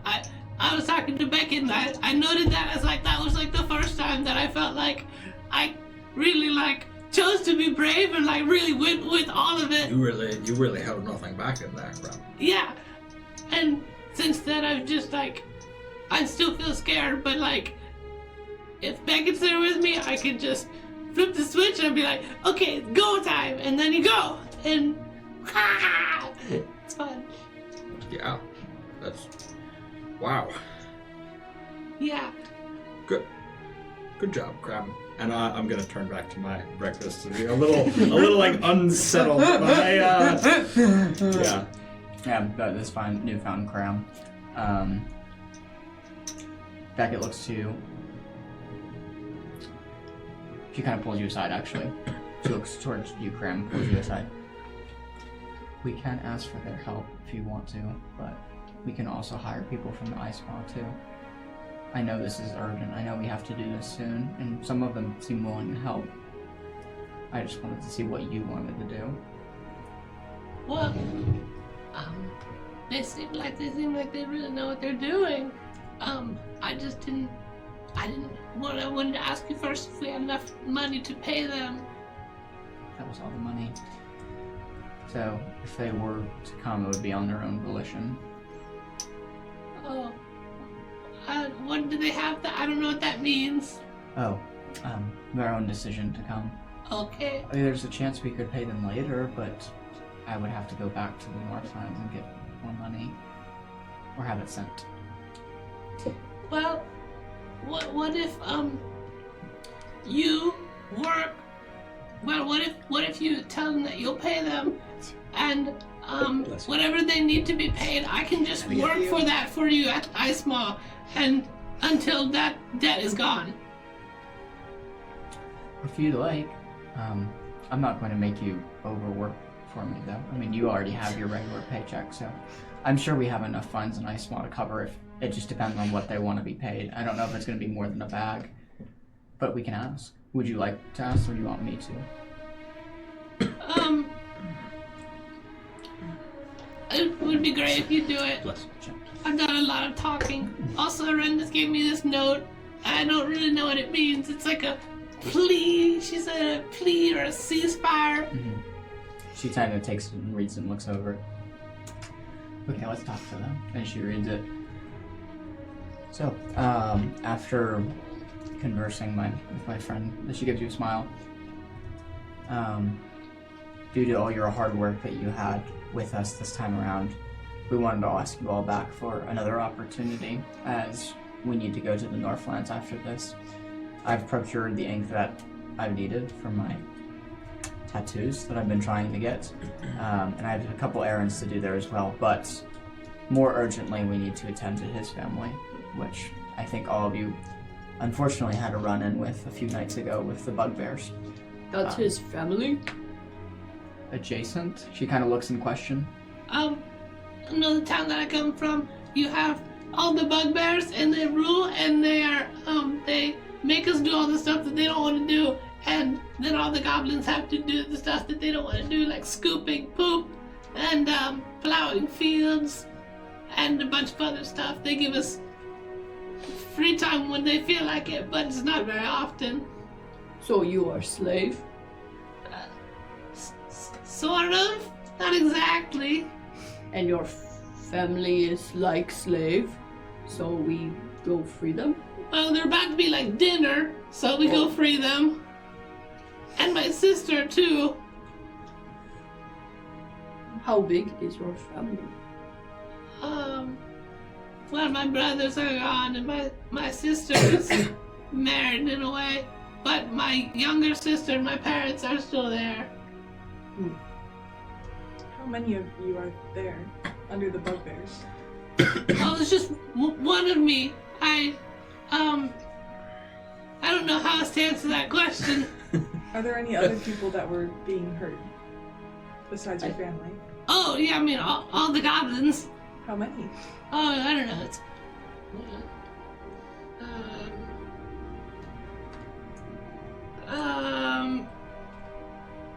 between like 20 and like 400. We can save them too. I agree with Kyleth. Sounds like a very honorable job. And we can pay you too. We can. Beckett has more money. We don't have it with us, but we've been very honest, so you can trust us to pay you later. And it's like an advance, like a promise for money later. Do you guys like more money? Well, more than money, Tongo would like some help in return, maybe. For finding your wife? I'm real good at finding stuff. I could be like a jaguar, and I could run around and look for your wife. That would be very helpful, Mordecai. I could do that. And Tongo will go anywhere except under the water again, so... I understand we're probably in no place to ask your help for what we just went through, but we can offer our services if there's something that you are looking for, or we can pay you for your time and helping Cram and I with this venture to the Northlands. I understand you're probably a very busy man, Miss Rook, but if any of you are able to help and requesting payment, while I can't guarantee how much it will be at this time, know that our services are here for you too. Yeah, Rodney will turn to her and say, unfortunately, I only get 1 day off per quarter. Business is very busy. And this was my day off. So unfortunately, it will be a little while before I'm able to come and assist again. When he kind of like smiles. One of these days we'll get you away from that man who overworks you. And she kind of gives you like a nice little punch. Sure. But if you are open to it, we could use your all help. Clove. Also, nice. Is there anything that I could like help you out with? Cause I'm a little short on change. Well, unfortunately, that's what I need right now. But I believe that your home is close to mine. I've got like a small mission, but I also know that Beckett likes to collect ingredients, so maybe you can help me collect ingredients for something. Sure. What is you're trying to procure?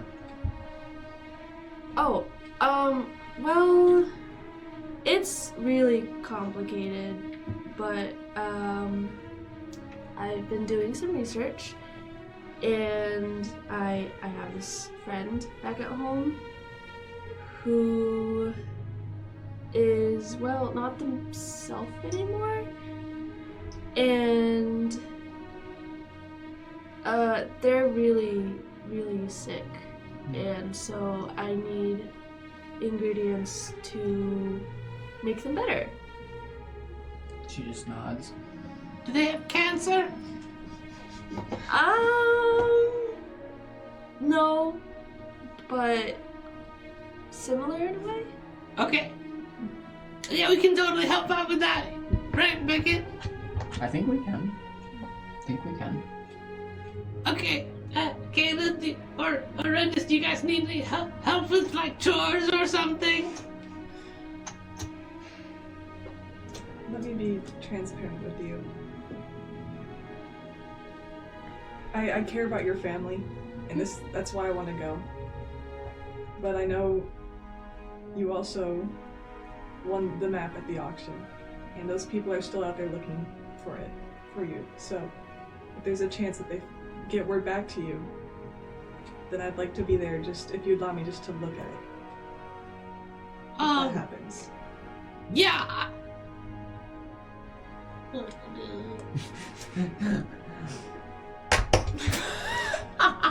Because I'm trying to rewind the tape here.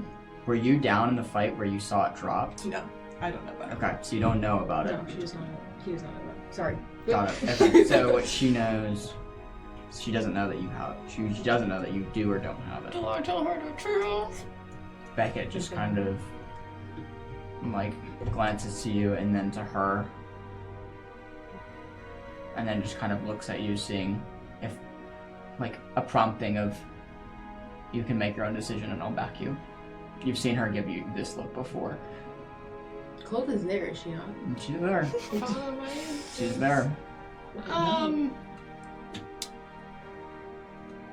Yes, I can make sure that that is obtained for you and put into your hands, or at least you can get one look at it. Thank you, Krim. It means a lot to me. You're welcome. I'd help you out with your family, but it sounds like you don't have one, so, the map will be great. My man. Dude. That's crazy. Arentis, do you need anything? While I can't think of anything I need, I do not appreciate Eldoria's moves on Shigo. So I will be there to help you. Oh, yeah. Okay, could you explain that? I really did not understand your note like at all. No what? Yeah, the note that you wrote that you had, that you gave me? The note that I picked up from the bugbear. Yeah. I can't remember everything that's on it. You told us what was on it. Yeah, I can get that to you later somewhere. It's buried in my obsidian. But essentially it's detailing a plea deal between Eldoria and then Shiguk in the terms of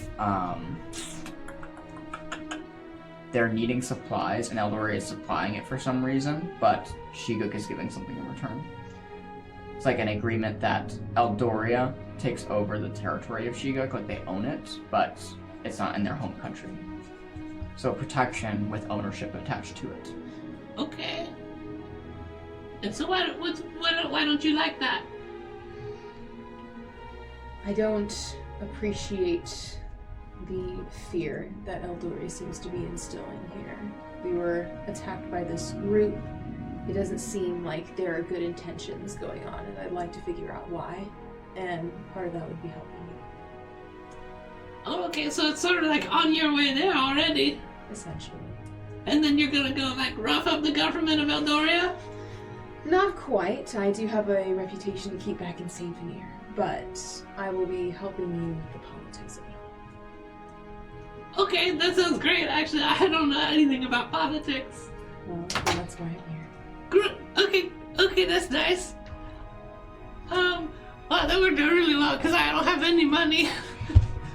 Beckett kind of looks, well, that worked out a little bit better than expected, but just know that we are here for you, services we can provide, and if you do choose after we pursue Krem's family that you need to make leave, we'll have payment sent your way.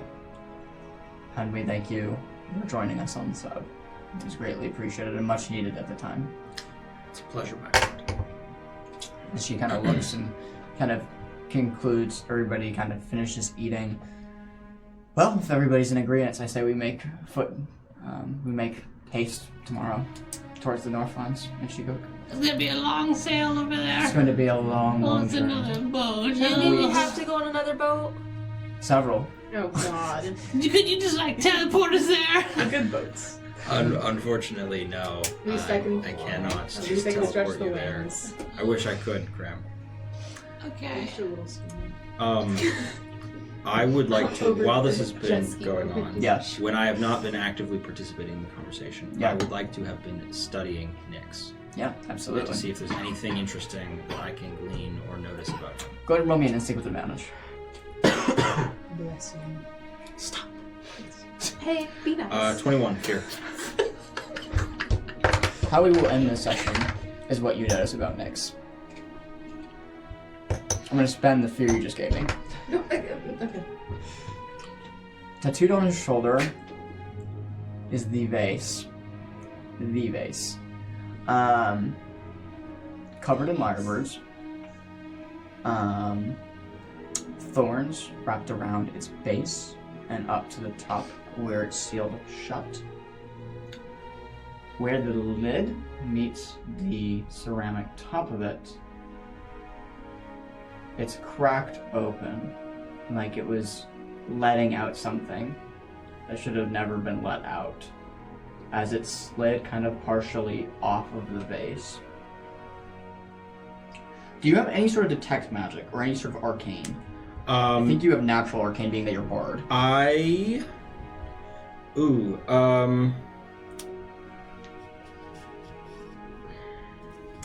mean, I have spellcasting abilities. I don't have. Why don't you make me a general spellcast roll? So I have reveal, which if there's anything magically hidden within close range, it is revealed to me. Okay. Do you want to cast that? I will cast that. Sure. That's a 22 with fear. Okay. Dang. As you cast that, looking at the tattoos that are upon his arms, as the reveal spell hits his arms, the tattoos move and the tattoos shift. Only you are watching this as they're all participating in this conversation as you're doing the incantation under the table looking at Nyx. The lid opens fully off the vase. A skeletal hand reaches itself up at the top of the vase and curls its pointed fingers down and just claws up the side of the vase.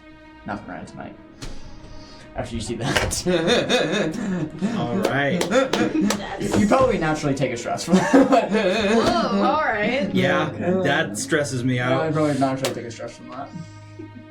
Alright, y'all. We will see you next week. Bye!